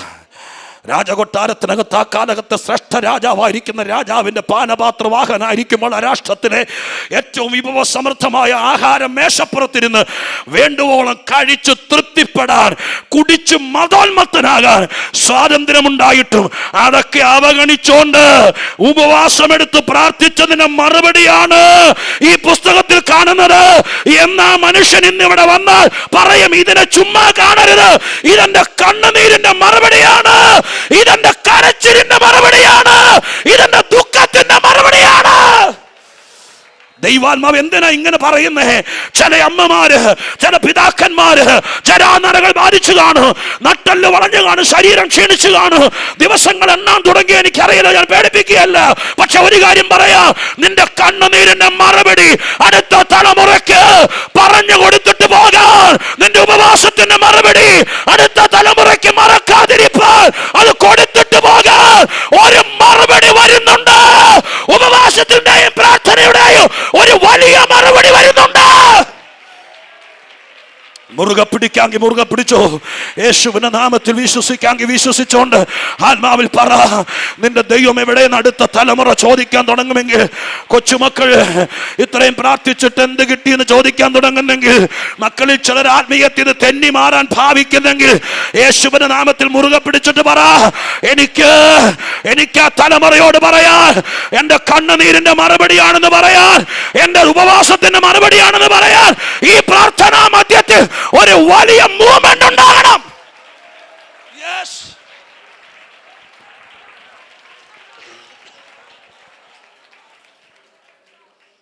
സ്തോത്രം.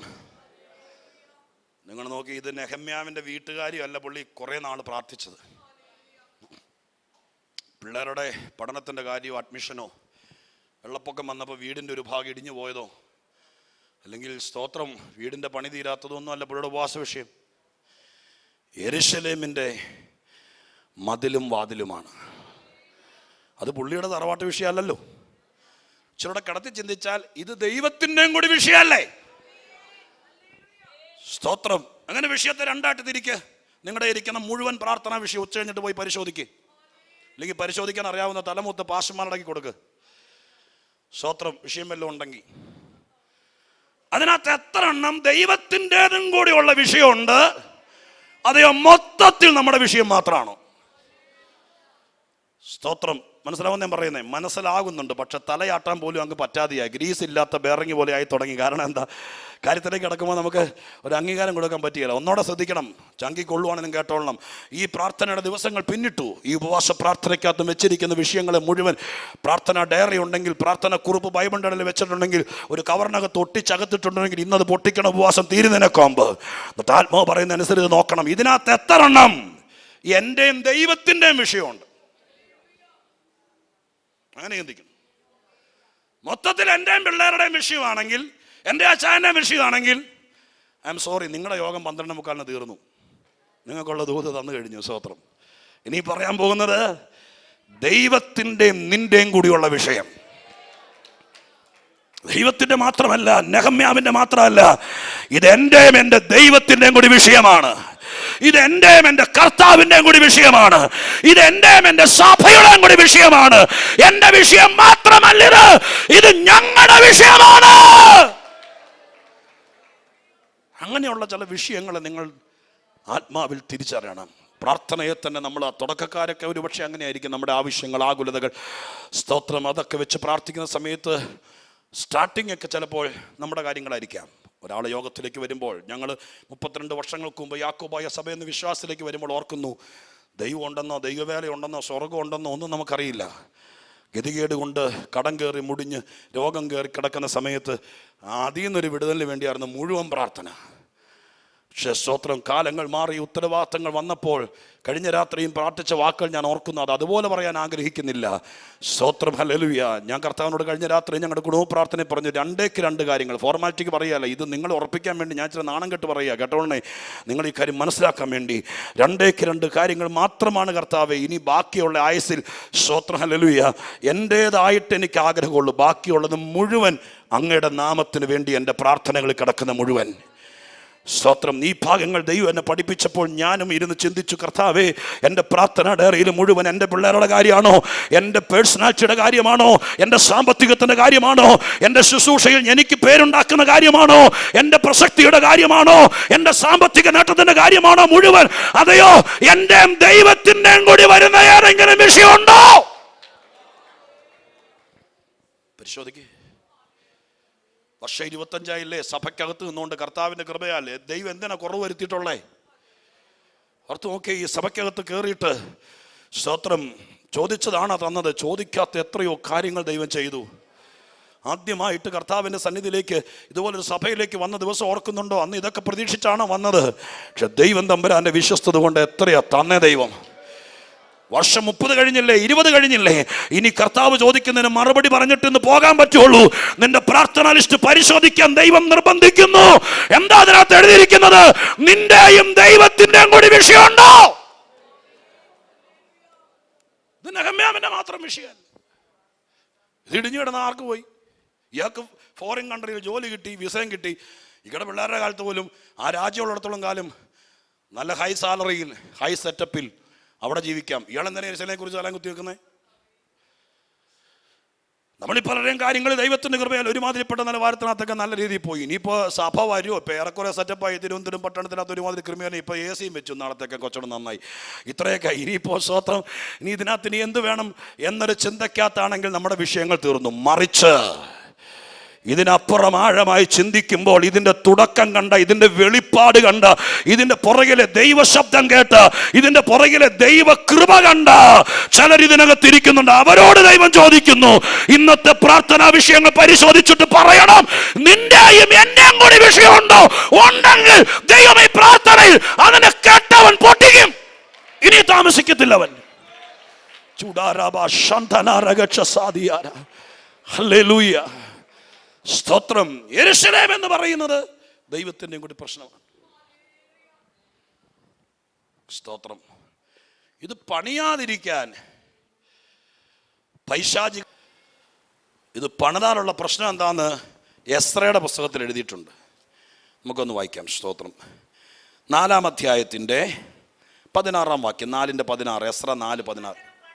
അതിന്റെ മതിലുകൾ കെട്ടിത്തീരുകയും ചെയ്താൽ അത് നിമിത്തം അവിടത്തേക്ക് നദിക്കിക്കരെ ഒരു അവകാശവും ഉണ്ടായിരിക്കുകയില്ലെന്ന് രാജാവിനെ ഉണർത്തിച്ചുകൊള്ളുന്നു. കേട്ടോ, സ്തോത്രം. സംഭവം പറയാം. ഈ 4-ാം അധ്യായം യെരൂശലേമിനെ ഉദ്ധരിക്കാൻ വേണ്ടി അടിമത്തത്തിൽ നിന്ന് നിരന്തര പ്രാർത്ഥന ഉപവാസം കൊണ്ട് ഒരു ന്യൂനപക്ഷം ചില ആളുകൾ, എസ്ര, നെഹമ്യാവ് തുടങ്ങിയ, സ്തോത്രം, സഖരിയാവൊക്കെ, അവരുടെയൊക്കെ മഹാപുരോഹിതനായ യോശുവ, ഇവരുടെയൊക്കെ കാലഘട്ടങ്ങളിൽ, അവരുടെയൊക്കെ ആ സമയത്ത് ഈ യെരൂശലേമിനെ ഉദ്ധരിക്കാനും പണിയാനും വേണ്ടിയിട്ട് ചില ആളുകൾ വന്നു. അപ്പം അന്ന്, സ്തോത്രം, ലോകത്തെ മുഴുവൻ അടക്കി വാഴുന്ന സാമ്രാജ്യത്വ ശക്തികൾ, ബ്രിട്ടീഷ് സാമ്രാജ്യം ലോകരാഷ്ട്രങ്ങളെ മുഴുവൻ അടക്കിയിരുന്ന സൂര്യനസ്തമിക്കാത്ത സാമ്രാജ്യം എന്നറിയപ്പെടുന്നു. നമ്മുടെ ജനറേഷൻ, നമ്മുടെ കാലഘട്ടങ്ങളുടെ പുറകിൽ അറിയപ്പെട്ട കാര്യമാണ്. ഇന്ത്യ പോലും അവരുടെ കസ്റ്റഡിയിലായിരുന്നു. ഇന്നും കപ്പം കൊടുത്തുകൊണ്ടിരിക്കുക. നമ്മൾ സ്തോത്രമായിരിക്കുമ്പോൾ തന്നെ, എൻ്റെ അറിവ് ശരിയാണെങ്കിൽ, ഇംഗ്ലണ്ടിലെ എലിസബത്ത് രാജ്ഞിക്ക് ഇപ്പോഴും ഇന്ത്യയിൽ നിന്ന് മാസം തോറും അവരുടെ അക്കൗണ്ടിലേക്ക് കപ്പം കൊടുത്തുകൊണ്ടിരിക്കുക. സ്തോത്രം. ഇടുക്കിയിലെ പല തേയില എസ്റ്റേറ്റിൻ്റെയും റോയൽറ്റിയും അതൊക്കെ ഇപ്പോഴും പോയിക്കൊണ്ടിരിക്കുക. അങ്ങനെ അഗ്രിമെൻ്റ് ചെയ്തിരിക്കുന്നത് നമ്മുടെ രാജ്യം, നമ്മൾ അറിയുന്നില്ലെന്നുള്ളൂ. സ്തോത്രം. അതുപോലെ അവർ അടക്കി ഭരിച്ചുകൊണ്ടിരുന്നത് പോലെ മുഴുവൻ രാഷ്ട്രങ്ങളെ ഒന്നിച്ചു പിടിച്ചൊരു കേന്ദ്രത്തിൽ വൈസ്രോയിമാരും പ്രഭുക്കന്മാരും നാട്ടുരാജാക്കന്മാരെയൊക്കെ ആക്കി വെച്ചെങ്കിൽ അവരുടെ കസ്റ്റഡിയിലിട്ട് ഭരിക്കുന്നത് പോലെ അന്ന് ലോകത്തെ ഭരിച്ചു വരികയാണ്. സ്തോത്രം. അപ്പോൾ ഓരോ പ്രദേശങ്ങളിലും, സ്തോത്രം, ഗവർണർമാരെ, നമ്മുടെ ഭാഷയിൽ പറഞ്ഞാൽ, ബൈബിളിൻ്റെ ഭാഷയിൽ പറഞ്ഞാൽ ദേശാധിപതികളെ ആക്കി വെക്കുക. അപ്പം ഈ യെരൂശലേം ഉൾപ്പെട്ട് നിൽക്കുന്ന അവിടുത്തെ ദേശാധിപതികളായിരിക്കുന്ന ആളുകൾ അവിടുത്തെ, സ്തോത്രം, ആളുകളെ മുഴുവൻ കൂട്ടിയും ഒരു മാസ് പെറ്റിഷൻ തയ്യാറാക്കി ഒപ്പിട്ട് ചക്രവർത്തി തിരുമനസ്സിന് അർപ്പിക്കുകയാണ്. ഇവർ വന്ന് യെരൂശലേമിൻ്റെ ചുറ്റും ഇടിഞ്ഞു കിടന്ന ചാരമൊക്കെ മാറ്റി അതിര് പിടിച്ച് കുറ്റിയടിച്ച് കയറക്കെട്ടി എന്തൊക്കെയോ ചെയ്യാൻ വേണ്ടി പോകുന്നു. അവിടുന്ന് അധികാരപത്രം കൊണ്ടാണ് വന്നിരിക്കുന്നത്.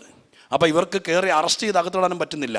കാരണം, സ്തോത്രം, ഇപ്പോൾ നമ്മുടെ കേരളത്തിൽ നടക്കുന്ന ഒരു പ്രശ്നത്തിൻ്റെ വേറൊരു പതിപ്പാണെന്ന് വേണമെങ്കിൽ പറയാം അന്ന് അവിടെ നടക്കുന്നത്. കാരണം ചക്രവർത്തിയുടെ അധികാരപത്രം കൊണ്ടാണ് വന്നിരിക്കുന്നത്. പക്ഷേ ഇവിടെ നിൽക്കുന്ന ആളുകൾക്ക് ഇത് പണിയണമെന്ന് ആഗ്രഹമില്ല, പണിതാനുള്ള പ്രശ്നമുണ്ട്. അപ്പം ചക്രവർത്തിയെ ഇത് പണിയപ്പെട്ടാൽ സംഭവിക്കാൻ പോകുന്ന വിഷയം എന്തെന്ന് ബോധിപ്പിക്കാൻ വേണ്ടി ഇവരൊരു പക്ക സോപ്പിംഗ് കത്തെഴുതുകയാണ്, ലെറ്റർ എഴുതുകയാണ് ചക്രവർത്തിക്ക്. ഒരു മാസ് പെറ്റിഷനാണ്. അത് ഈ 4-ാം അധ്യായത്തിലാണ് മൊത്തം. ഇപ്പം ഇരുന്ന് വായിക്കരുത് കേട്ടോ, വീട്ടിൽ പോയിട്ട് ബോസല്ലേ, ഉച്ച കഴിഞ്ഞിട്ടിരുന്ന് വായിച്ചാൽ മതി. അവിടെ പറയപ്പെട്ടിരുന്ന ഭാഗങ്ങൾ മുഴുവൻ താഴേക്ക് വരുമ്പോൾ, സ്തോത്രം, ഓരോ വാക്കുകളും അങ്ങനെ തന്നെയാണ്. സ്തോത്രം. എത്രയാണ് അതിൻ്റെ 14 വരുമ്പോൾ നോക്കി. എന്നാൽ ഞങ്ങൾ കോവിലകത്തെ ഉപ്പ് തിന്നുന്നവരാകയാലും രാജാവിനും അപമാനം വരുന്നത് കണ്ടുകൊണ്ടിരിക്കുന്നതോ. എത്ര സോപ്പിങ്ങാന്ന് നോക്കി, മനസ്സിലായോ? ഇവരെഴുതുകയാണ്, രാജാവേ, ഞങ്ങൾ അവിടുത്തെ ഉപ്പ് തിന്ന് വളരുന്നവരാ, അങ്ങേക്ക് അപമാനം വരുവാൻ ഒരു ആഗ്രഹവും ഞങ്ങൾക്കില്ല. ഇല്ലായകയാലും വരുന്നത് കണ്ടുകൊണ്ടിരിക്കുന്നത് ഞങ്ങൾക്ക് ഉചിതമല്ലായകയാലും ഞങ്ങൾ ആളയച്ച് രാജാവിനെ ഇത് ബോധിപ്പിച്ചുകൊള്ളുന്നു. അവിടുത്തെ പിതാക്കന്മാരുടെ വൃത്താന്ത പുസ്തകങ്ങളിൽ നോക്കിയാൽ ഈ പട്ടണം മത്സരവും രാജാക്കന്മാർക്കും സംസ്ഥാനങ്ങൾക്കും ഉപദ്രവമുള്ള പട്ടണമെന്നും അതിലവർ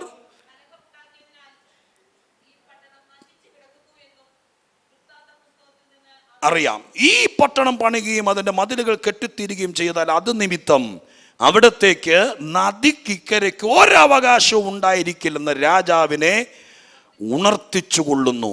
അതിന് രാജാവ് ധർമാധ്യക്ഷനായ രേഹൂമിനും രായസക്കാരനായ ശിംഷായിക്കും, അങ്ങനെ തുടരുന്ന ആ കത്ത് നിങ്ങൾ വീട്ടിൽ പോയിരുന്ന് വായിച്ചു. ഇപ്പോൾ വായിക്കരുത്, ആ കത്ത് മുഴുവനുണ്ട്. നല്ല രസമുള്ള കത്താണ്. വായിച്ചാൽ 1-2 പ്രാവശ്യം വായിച്ചു കഴിഞ്ഞാൽ ചില കാര്യങ്ങൾക്ക് പിടികിട്ടുന്ന കത്താണ്. സ്തോത്രം. അവർ അയക്കുന്ന പരാതി കത്ത്. അപ്പം അതിനകത്ത് എഴുതിയിരിക്കുകയാണ്, സ്തോത്രം, അങ്ങയുടെ പിതാക്കന്മാരുടെ കാലഘട്ടത്തിലുള്ള വൃത്താന്ത രാജാക്കന്മാരുടെ വൃത്താന്ത പുസ്തകങ്ങൾ പരിശോധിച്ചാൽ പുരാതന കാലം മുതൽ ഈ പട്ടണത്തിൽ ആര് കൈവച്ചിട്ടുണ്ടോ അവിടെയൊക്കെ പ്രശ്നം ഉണ്ടായിട്ടുണ്ട്.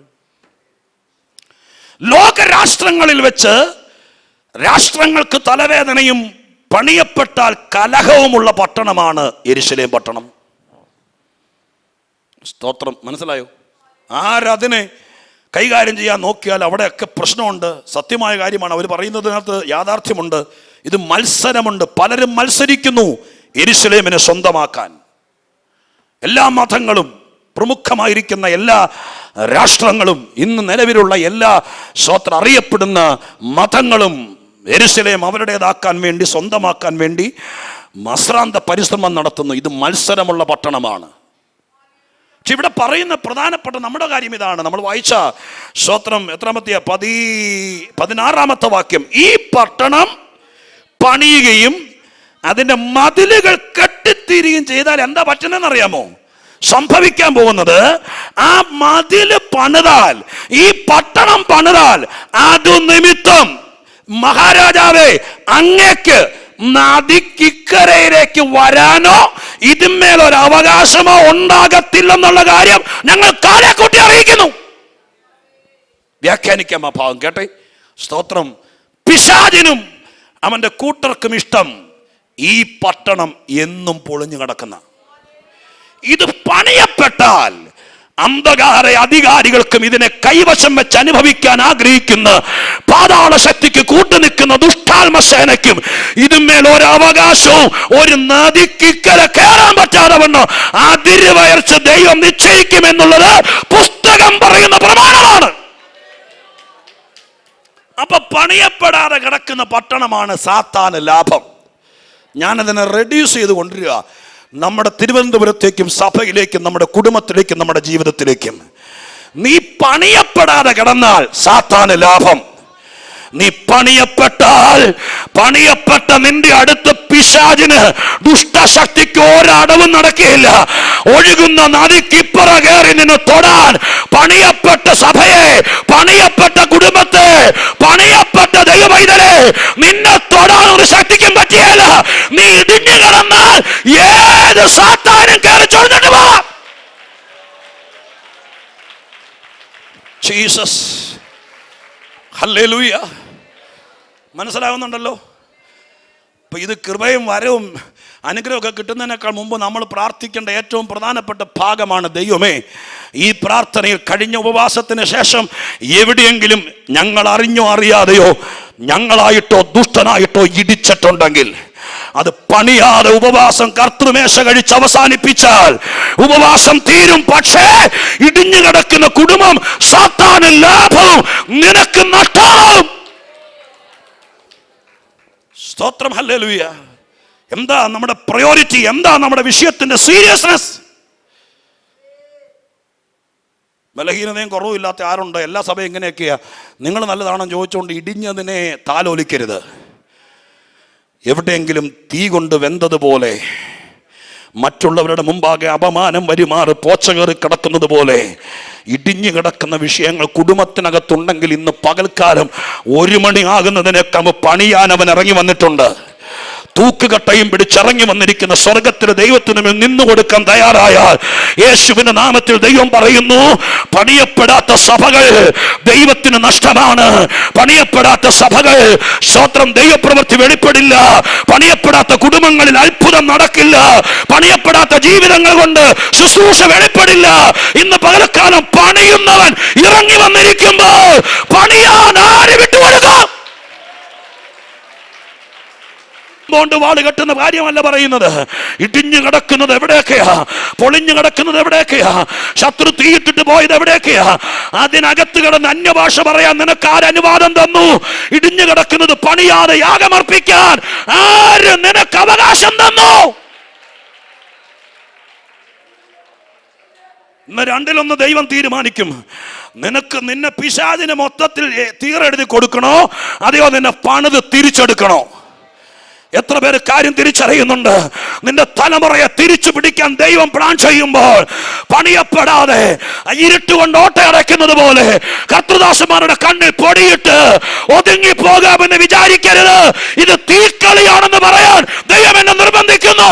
അതുകൊണ്ട് ഈ പ്രാർത്ഥനയിൽ ദൈവം യെരൂശലേമിനെ പണിയുന്നത് പോലെ പണിയാൻ പോകെ ദൈവം.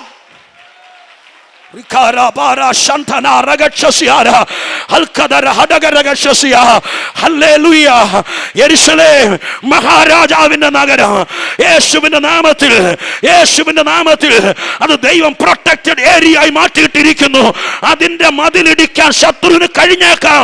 പക്ഷേ അത് പണിയാൻ മനസ്സില്ലാതെ നടക്കുന്ന ആത്മീകനാണ് അപശകുനം. അവനെ ദൈവം നോട്ടം വെക്കുക. ഇടിച്ചത് പോട്ടെ, ഇടിച്ചത് പണിയാൻ സ്വർഗം ചില പ്ലാനിടുമ്പോൾ അതിന്ന് തെന്നി മാറാൻ നോക്കുന്നവർക്ക് അയ്യോ കഷ്ടം. ജീസസ്. എവിടെയെങ്കിലും പൊളിഞ്ഞിട്ടുണ്ടെങ്കിൽ വളരെ സീരിയസ് ആയിട്ട് കാണണം. സ്തോത്രം. കാലാവസ്ഥ മാറി വരുന്ന പോലെ മിനിറ്റ് കൊണ്ട് ദൂത് മാറി മാറി വരിക. ദൈവാത്മാവ് കാര്യങ്ങൾ തട്ടിയെടുത്ത് പറയുക. കാര്യം മനസ്സിലാവുന്നുണ്ടല്ലോ. ഇത് യുഗങ്ങളോളം പണിയപ്പെടാതെ കിടക്കുന്നത് ചിലരുടെ അവകാശത്തിൻ്റെ അധികാരമാണ്. എന്നാൽ പണിയപ്പെട്ടാൽ മറ്റവനൊരു അവകാശമില്ലാതെയാവും. സ്തോത്രം. നിന്റെ കുടുംബത്തിൽ സാത്താന്യ ശക്തികളോ ദുഷ്ടാത്മ വ്യാപാരങ്ങളോ, സ്തോത്രം, പഴയ രീതിയിലെ ഏതെങ്കിലും ദുഷ്ടശക്തിയുടെ വ്യവസ്ഥകളോ ഏതെങ്കിലും നിലവാരത്തിൽ നുഴഞ്ഞു കയറ്റം നടത്തുന്നുണ്ടെങ്കിൽ അതിനൊത്താശ പറയാൻ ആരെങ്കിലും നിന്റെ വീട്ടിൽ വന്ന് സ്തോത്രം പ്രവചനം പറയുന്നുണ്ടെങ്കിൽ അതിനെ മുഴുവൻ ഞാൻ നാഗശിഖാന്തം എതിർത്തുകൊണ്ട് പറയുന്നു. പണിയപ്പെട്ടതിനകത്ത് ഒരു രാജാവിനും പണിയപ്പെട്ട മതില് കെട്ടിത്തീർന്നതിനകത്ത് സ്തോത്രം അല്ല, അതിനാ മതിലൊക്കെ എനിക്ക് വ്യാഖ്യാനിക്കാൻ ഒരുപാട് വാക്യങ്ങൾ കിടക്കുന്നുണ്ട്. സ്തോത്രം. ഹല്ലേലൂയ. ആത്മസംയമനമില്ലാത്ത പുരുഷൻ മതിലിടിഞ്ഞ പട്ടണം പോലെയെന്ന് ശലോമോൻ പറഞ്ഞിരിക്കുന്നത്. തൊട്ടതിനും പിടിച്ചതിനും എല്ലാം പൊട്ടിത്തെറിച്ച് ആത്മസംയമനമില്ലാതെ അന്യഭാഷ പറഞ്ഞ് ജീവിക്കുന്ന നിന്നോടാ ദൂത് പറയുന്നത്. നിന്റെ മേൽ ദൈവത്തിന് അധികാരമുണ്ടാകണമെങ്കിൽ ഇന്ന് നീ പണിയപ്പെടണം. ജീസസ്. ഹല്ലേലൂയ. മതിലേതൊക്കെ വിഷയത്തിൽ വരുന്നുണ്ടെന്നുള്ളത് ബൈബിളിലെ മറ്റൊരു ക്ലാസ്സാ. അവിടേക്ക് ഞാൻ പോകത്തില്ല. സ്തോത്രം. വിഷയത്തിൽ തന്നെ നിൽക്കാൻ വേണ്ടി കർത്താവിൻ്റെ ആത്മാവ് നമ്മോട് പറയുന്ന കാര്യം കേൾക്കുന്നുണ്ടോ? യെരൂശലേമിനെ പണിയാൻ നിന്നെ ഇവിടെ കൊണ്ടുവന്നിരുത്തിയിരിക്കുന്നത്, ഈ ഉപവാസ പ്രാർത്ഥനയിൽ കൊണ്ടുവന്നത്, നീ വന്നത് ഒരു പക്ഷേ ചുമക്കാൻ കഴിയാത്ത ഭാരം കൊണ്ടായിരിക്കും. പക്ഷെ ദൈവാത്മാവ് എന്നോട് പറയാൻ പറയുന്നു, നിന്റെ ചുമട് ദൈവം ഇറക്കി വയ്ക്കാം. പക്ഷെ ഇവിടെ വെച്ച് നീ സമ്മതിക്കണം, എൻ്റെ ചുമടെടുത്ത് മാറ്റുന്നതിനേക്കാൾ മുമ്പ് ഈ കൂട്ടരുടെ ഇടയിൽ നിന്ന് എന്നെ ഇറക്കി വിടുന്നത് എന്നെ ഒന്ന് പണിഞ്ഞ് ഇറക്കി വിടാവും എന്ന് പറയാൻ ഇന്ന് പകൽക്കാലം ബോധമുള്ള മനസ്സോടിരിക്കുന്നെങ്കിൽ അവരെ സഹായിപ്പാൻ ദൈവം വിശ്വസ്തനായിട്ട് ഇവിടെയുണ്ട്. പണിത് കഴിഞ്ഞാൽ പിന്നെ ഈ പറയുന്ന ഒരു വിഷയവും നിൻ്റെ വീട്ടിൽ കയറിയല്ല. നിന്നെ ഒതുക്കാൻ നോക്കുന്ന ഒരു ശക്തിക്ക് ഒതുക്കാൻ പറ്റില്ല. നിന്റെ പ്രൊട്ടക്ഷനെ തകർത്തുകൊണ്ട്, നിന്റെ സ്വസ്ഥത കെടുത്തിക്കൊണ്ട്, നിന്നിലുള്ള നന്മകളെ കൊയ്തെടുത്ത്, നിന്റെ ആരോഗ്യത്തെയും സൗന്ദര്യത്തെയും പോലും ചോദ്യം ചെയ്ത് യേശുവിന്റെ നാമത്തിൽ സഭയൊന്ന് ഒരുമിച്ച് ഏറ്റെടുത്ത് അതിനൊന്ന് മുറുകെ പിടിച്ചേ. ചിലരിതിനകത്തുണ്ട്, അവരെ ഇന്ന് ഇതിനകത്ത് ഉറപ്പിക്കട്ടെ ദൈവം. പണിയപ്പെട്ട് സഭയ്ക്ക് തരട്ടെ അവരെ. ജീവനുള്ള ദൈവത്തിന് സ്തോത്രം ചെയ്യുന്നു. യേശുവിന്റെ നാമത്തിൽ ആത്മാവിൽ ഞാൻ വ്യക്തമായി പറയുന്നു, ഈ ഉപവാസ പ്രാർത്ഥന കഴിയുമ്പോൾ സ്തോത്രം, നമ്മൾ ആരും പറഞ്ഞല്ലാതെ ദൈവം പറഞ്ഞിട്ട് സ്നാനപ്പെടാൻ ആളുകൾ ഇതിനകത്തുണ്ട്. അത് ദൈവം പണിതാ പിന്നെ അവർക്ക് പുറത്തു പോകാൻ പറ്റുമോ? ശത്രു വർഷങ്ങളായി ഇടിച്ചിട്ടിരിക്കുന്ന ചിലരെ പണിയാൻ വേണ്ടി നിന്റെ കയ്യിൽ, സഭയെ നിന്റെ കയ്യിൽ ദൈവം കൊണ്ടു തന്നിരിക്കുക. പണിയപ്പെടുന്ന ദിവസങ്ങളാണിത്. പണി നടന്ന് പിന്നെ ഒരു ബാധയ്ക്കും ഒരു ദുഷ്ടശക്തിക്കും അവൻ മേൽ അവകാശമുണ്ടാകില്ല.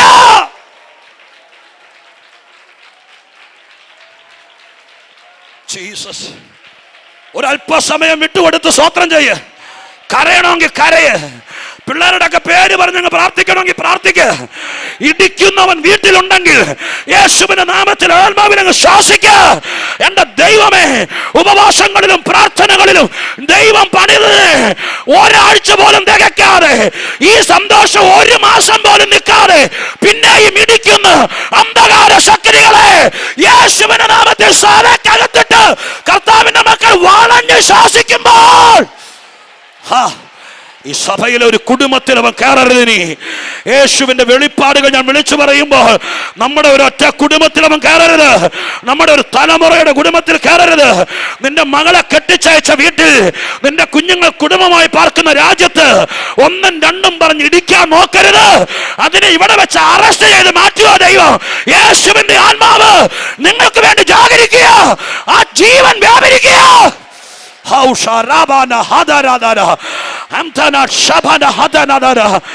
ആമേൻ. കൃപാരാ ശിഖോനിയാൻ ധനചസിയ. രക്തത്താലും വചനത്താലും ഈ ഭാഗത്തുനിന്ന് വലിയൊരു ജയം ജനം ഏറ്റെടുക്കട്ടെ.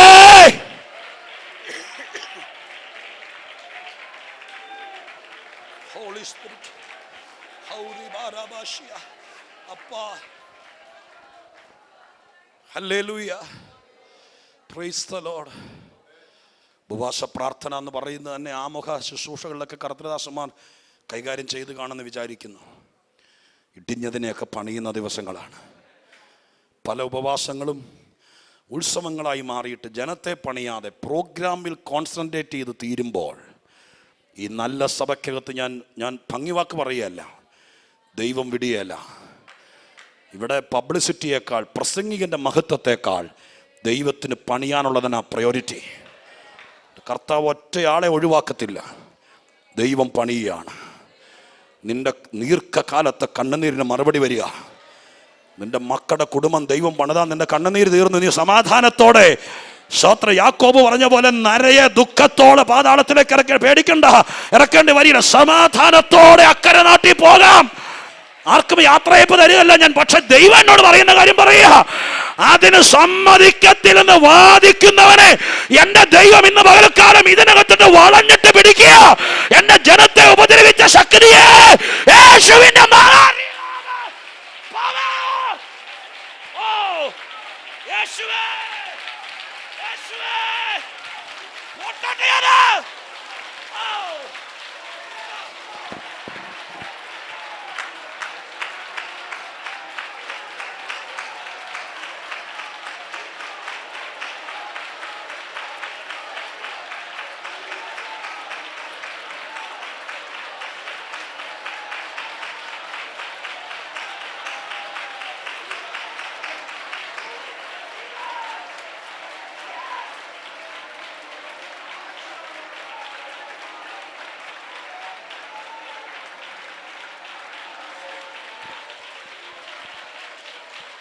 Jesus, we love you, Lord.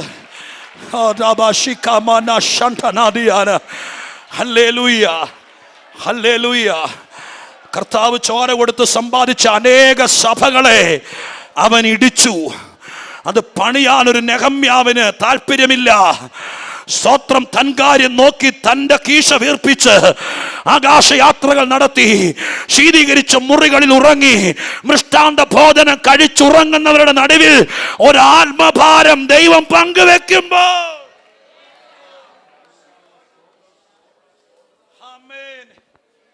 Hallelujah, ദൈവം ഇന്ന് പകൽക്കാലം ഹൃദയമുള്ളവർക്ക് വേണ്ടി ദൂത് കൈമാറുക. അതുകൊണ്ട് ആ തുടക്കത്തിൽ ചോദിച്ച പ്രാർത്ഥനാ വിഷയത്തിനകത്ത് ദൈവത്തിൻ്റെയും നിന്റെയും കൂടി വിഷയം ഉണ്ടെങ്കിൽ നീ രക്ഷപ്പെട്ടു എന്ന് പറഞ്ഞ കാര്യം ഇതാ. ഇത് എന്റെ ഭാരമല്ല, ഇത് പ്രസംഗികന്റെ ഭാരമല്ല, ഇത് ദൈവത്തിന്റെ ഭാരമാണ് സഭയ്ക്കകത്ത് കൈമാറുന്നത്. അപ്പാ, Jesus, Lord, amen. All the Irish, Rikara, Baraba, Shiaraba, Pa, Pa, Pa, Pa, Pa, Pa, Idikerada, Polikerada, Pa, Yeshua, Mustan Idikerada, Pa, Yeshua, Hallelujah, Jesus, Hallelujah, Hallelujah. അനേക സഭകളെ ഇടിച്ച് വഴിപോക്കർക്ക് അപമാനമായി കിടക്കുമ്പോൾ, തലകുലുക്കത്തിന് കാരണമായി കിടക്കുമ്പോൾ, ഇതിനകത്ത് ദൈവം എഴുന്നേറ്റ് നിന്നുകൊണ്ട് പറയുന്നു, സ്തോത്രം, ഇടിക്കാൻ നോക്കിയവനെ ദൈവം അറസ്റ്റ് ചെയ്ത് മാറ്റി. എൻ്റെ ദൈവം ഇടിക്കാൻ സമ്മതിക്കുന്നവനല്ല, ഇടിഞ്ഞു പോയതിനെ പണിതുറപ്പിച്ച് ആകാശമണ്ഡലത്തിലെ നക്ഷത്രത്തെ പോലെ പുറത്തു കൊണ്ടുവരാൻ സഭയോട് ദൈവം പറയുന്നു, ധൈര്യപ്പെട്. കർത്തൃദാസന്മാരെ, ആത്മഭാരമുള്ളവരെ, കുറെ നാളായി ചില വിഷയങ്ങൾ വിങ്ങിപ്പൊട്ടുന്നവരെ, സ്വർഗം നിന്റെ പക്ഷത്ത് നിന്നുകൊണ്ട് പറയുന്നു, ധൈര്യപ്പെട.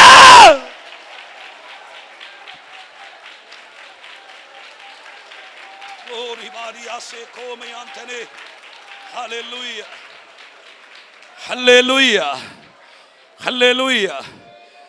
സ്തോത്രം. എല്ലാവരും കാതു തുറന്ന് കേട്ടോളണം. യൗവനക്കാരും ചെറുപ്പക്കാരികളെല്ലാം കേട്ടോളണം.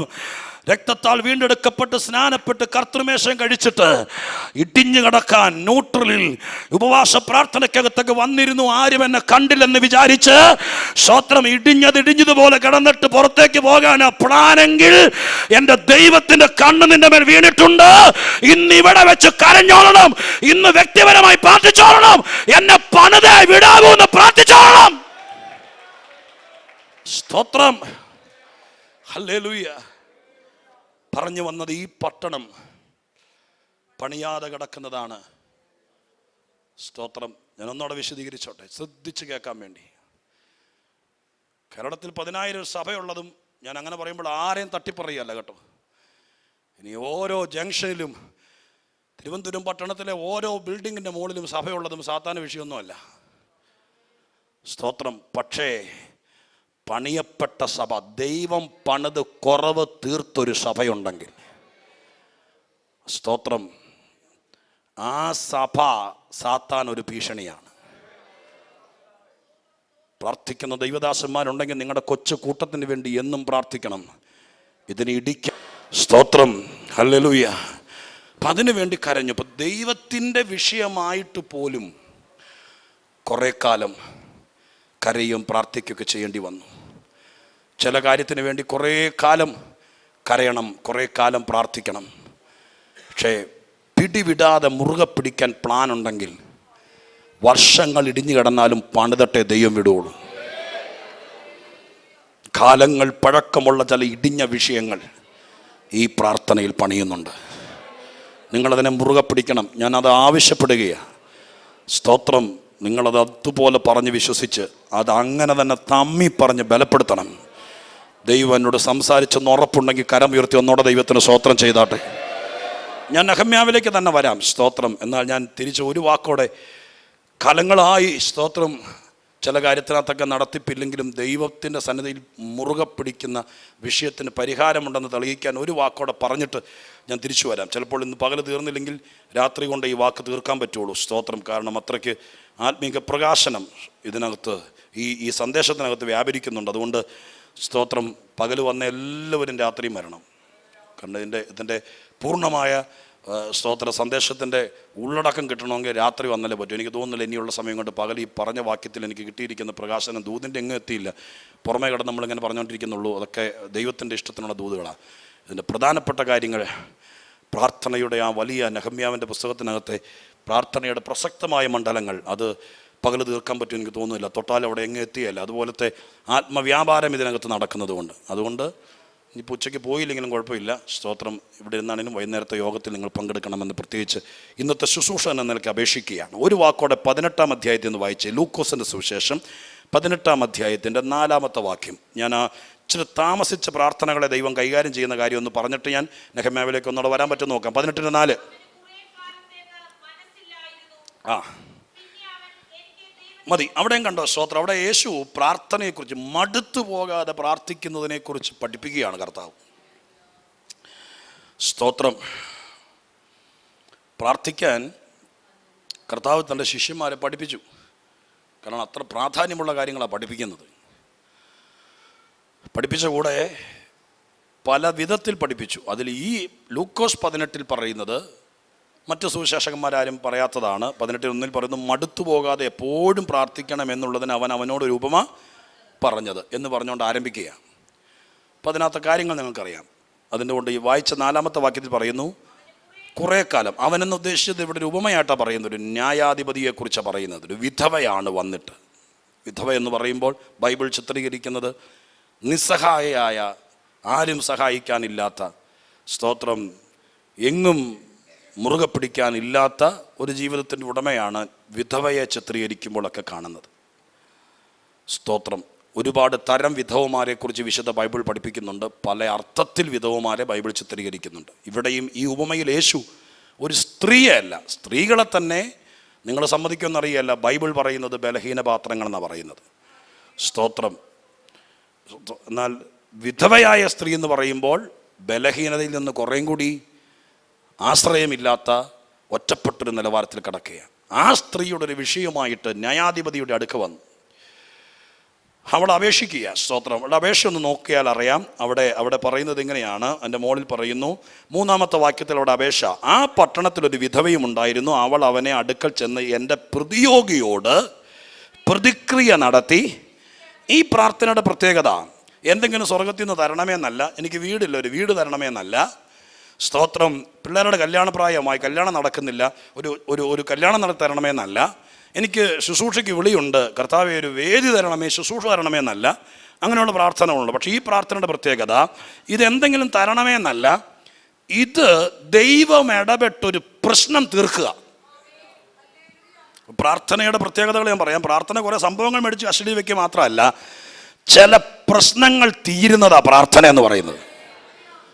സ്തോത്രം. അടുത്ത മേഖലയിലേക്ക് ദൈവാത്മാവ് കയറുമെന്ന് എനിക്ക് തോന്നുന്നു. കേട്ടോളേ, കുറേ കാര്യങ്ങൾ മേടിച്ച് കയ്യിൽ വെച്ചു, ഒന്നും അനുഭവിക്കാൻ പറ്റാതിരിക്കുന്ന ഒത്തിരി ആളുകൾ ആത്മീയരുടെ ഇടയിലുണ്ട്. ഉപവാസത്തിലും പ്രാർത്ഥനയിലും കൃപാവരങ്ങളും ശുശ്രൂഷകളും നന്മകളൊക്കെ കിട്ടിയവരുണ്ട്. പക്ഷെ വേണ്ടും വണ്ണം ഉപയോഗിക്കാൻ പറ്റുന്നില്ല. കാരണം എന്താ? ചില പ്രശ്നങ്ങൾ തീർന്നിട്ടില്ല. ഇവിടെ ഈ സ്ത്രീ പറയുന്നത് എന്താണെന്നറിയാമോ? ഈ നാട്ടിൽ നിന്ന് വിറ്റുവിറക്കി പോയി വേറെ എവിടെയെങ്കിലും പോയി സ്ഥലം മേടിക്കാൻ. അങ്ങനെയാണ് നമ്മുടെ പെന്തിക്കോസുകാരുടെ പ്രാർത്ഥന മുഴുവൻ. ആരെങ്കിലും ഒരാൾ ഇച്ചിരി പ്രശ്നമാണെന്ന് കണ്ട അപ്പം തന്നെ നമ്മളങ്ങ് ഉപവാസം തുടങ്ങും. ഒന്നെങ്കിൽ അവൻ്റെ തല അങ്ങ് പോകണം, അല്ലെങ്കിൽ നമ്മൾക്ക് നല്ല വിലയ്ക്ക് ഇത് വിറ്റിട്ട് വേറെ എവിടെയെങ്കിലും പോയി താമസിക്കണം. പക്ഷേ ഈ തള്ള സ്തോത്രം ദൈവകൃപയാൽ അങ്ങനെ പ്രാർത്ഥിക്കുന്നത്. അവൾ പറഞ്ഞു, ദൈവമേ ഇവിടെ നിന്നുകൊണ്ട് തന്നെ തെളിയിക്കണം ദൈവം ആരാന്ന്. അതിന് ദൈവം ഒരു കാര്യം ചെയ്തു തരണം. എന്ത് ചെയ്യണം? എൻ്റെ പ്രതിയോഗിയോട് ദൈവം ഒരു പ്രതിക്രിയ ചെയ്യണം. പ്രതിക്രിയ എന്ന വാക്കൊക്കെ ബൈബിളിൽ അനേക ഭാഗത്ത് കാണാൻ പറ്റും കേട്ടോ. സ്തോത്രം. നമുക്ക് ചെയ്യാൻ പറ്റാത്ത കാര്യം ദൈവം കയറി ഇടപെട്ട് ചെയ്യുക. സ്തോത്രം. ഒതുക്കണമെങ്കിൽ ഒതുക്കും, പറിച്ചു കളണമെങ്കിൽ പറിച്ചു കളയും, ഇല്ലാതാക്കണമെങ്കിൽ ഇല്ലാതാക്കും. സ്തോത്രം. ശാസിക്കണമെങ്കിൽ ശാസിക്കും. സ്തോത്രം. അവനെ നിലയ്ക്ക് നിർത്തണമെങ്കിൽ നിർത്തും എന്നിത്യാദി പല കാര്യങ്ങൾ ഇതിനകത്തുണ്ട്. സ്തോത്രം. അതിനൊക്കെ നമ്മൾ ഒത്തിരി വാക്യങ്ങൾ കൊണ്ടുവരണം ഈ കാര്യങ്ങൾ തെളിയിക്കണമെങ്കിൽ. പക്ഷേ ഞാൻ പ്രതിക്രിയയെ തൊടാതെ പ്രതിയോഗിയെ ഒന്ന് പറഞ്ഞിട്ട് ഞാൻ സ്തോത്രം വേണ്ട ഭാഗത്തേക്ക് വരാൻ കേട്ടോ. ഇവൾ പറയുന്നു നമുക്കൊരു പ്രതിയോഗിയുണ്ട്. പ്രതിയോഗി ഉണ്ടെങ്കിൽ, പ്രതിയോഗി ബൈബിളിലെ സ്തോത്രം ഒരു പ്രധാനപ്പെട്ട വാക്കാണ്. നമുക്ക് വേദപുസ്തകത്തിനകത്ത് സാത്താനെ പത്രോസിന്റെ ലേഖനത്തിനകത്ത് പറയുന്നുണ്ട്, നിങ്ങളുടെ പ്രതിയോഗിയായ പിശാച് അലറുന്ന സിംഹം എന്ന വണ്ണം ആരെ വിഴുങ്ങേണ്ടു എന്ന് ഭാവിച്ച്. അപ്പോൾ സ്തോത്രം.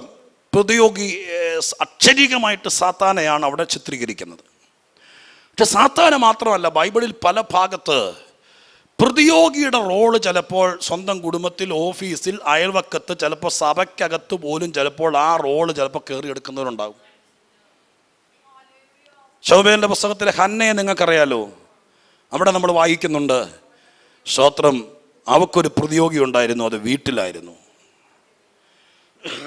അതുള്ളതിൻ്റെ പേര് സ്തോത്രം വേറെ വീട് വിട്ടിറങ്ങിപ്പോകേണ്ടതൊന്നും വന്നില്ല.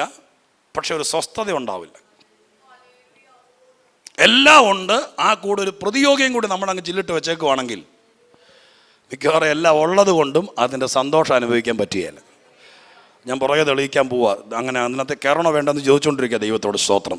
അപ്പം നമുക്ക് പ്രതിയോഗി ഉണ്ടോ എന്നറിയാം. പല കാര്യങ്ങളും താമസിക്കുന്നതിൻ്റെ കാരണം എന്താണെന്നറിയാം.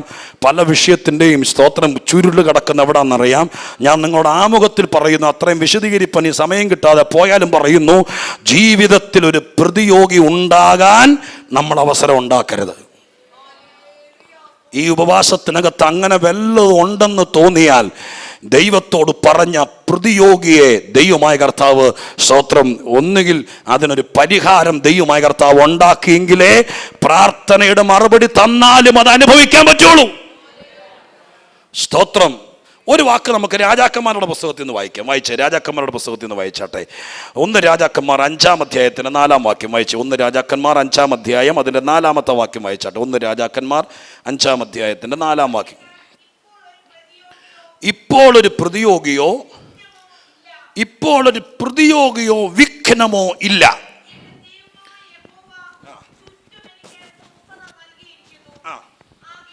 മതി, ഞാൻ വിഷയം പറയാം.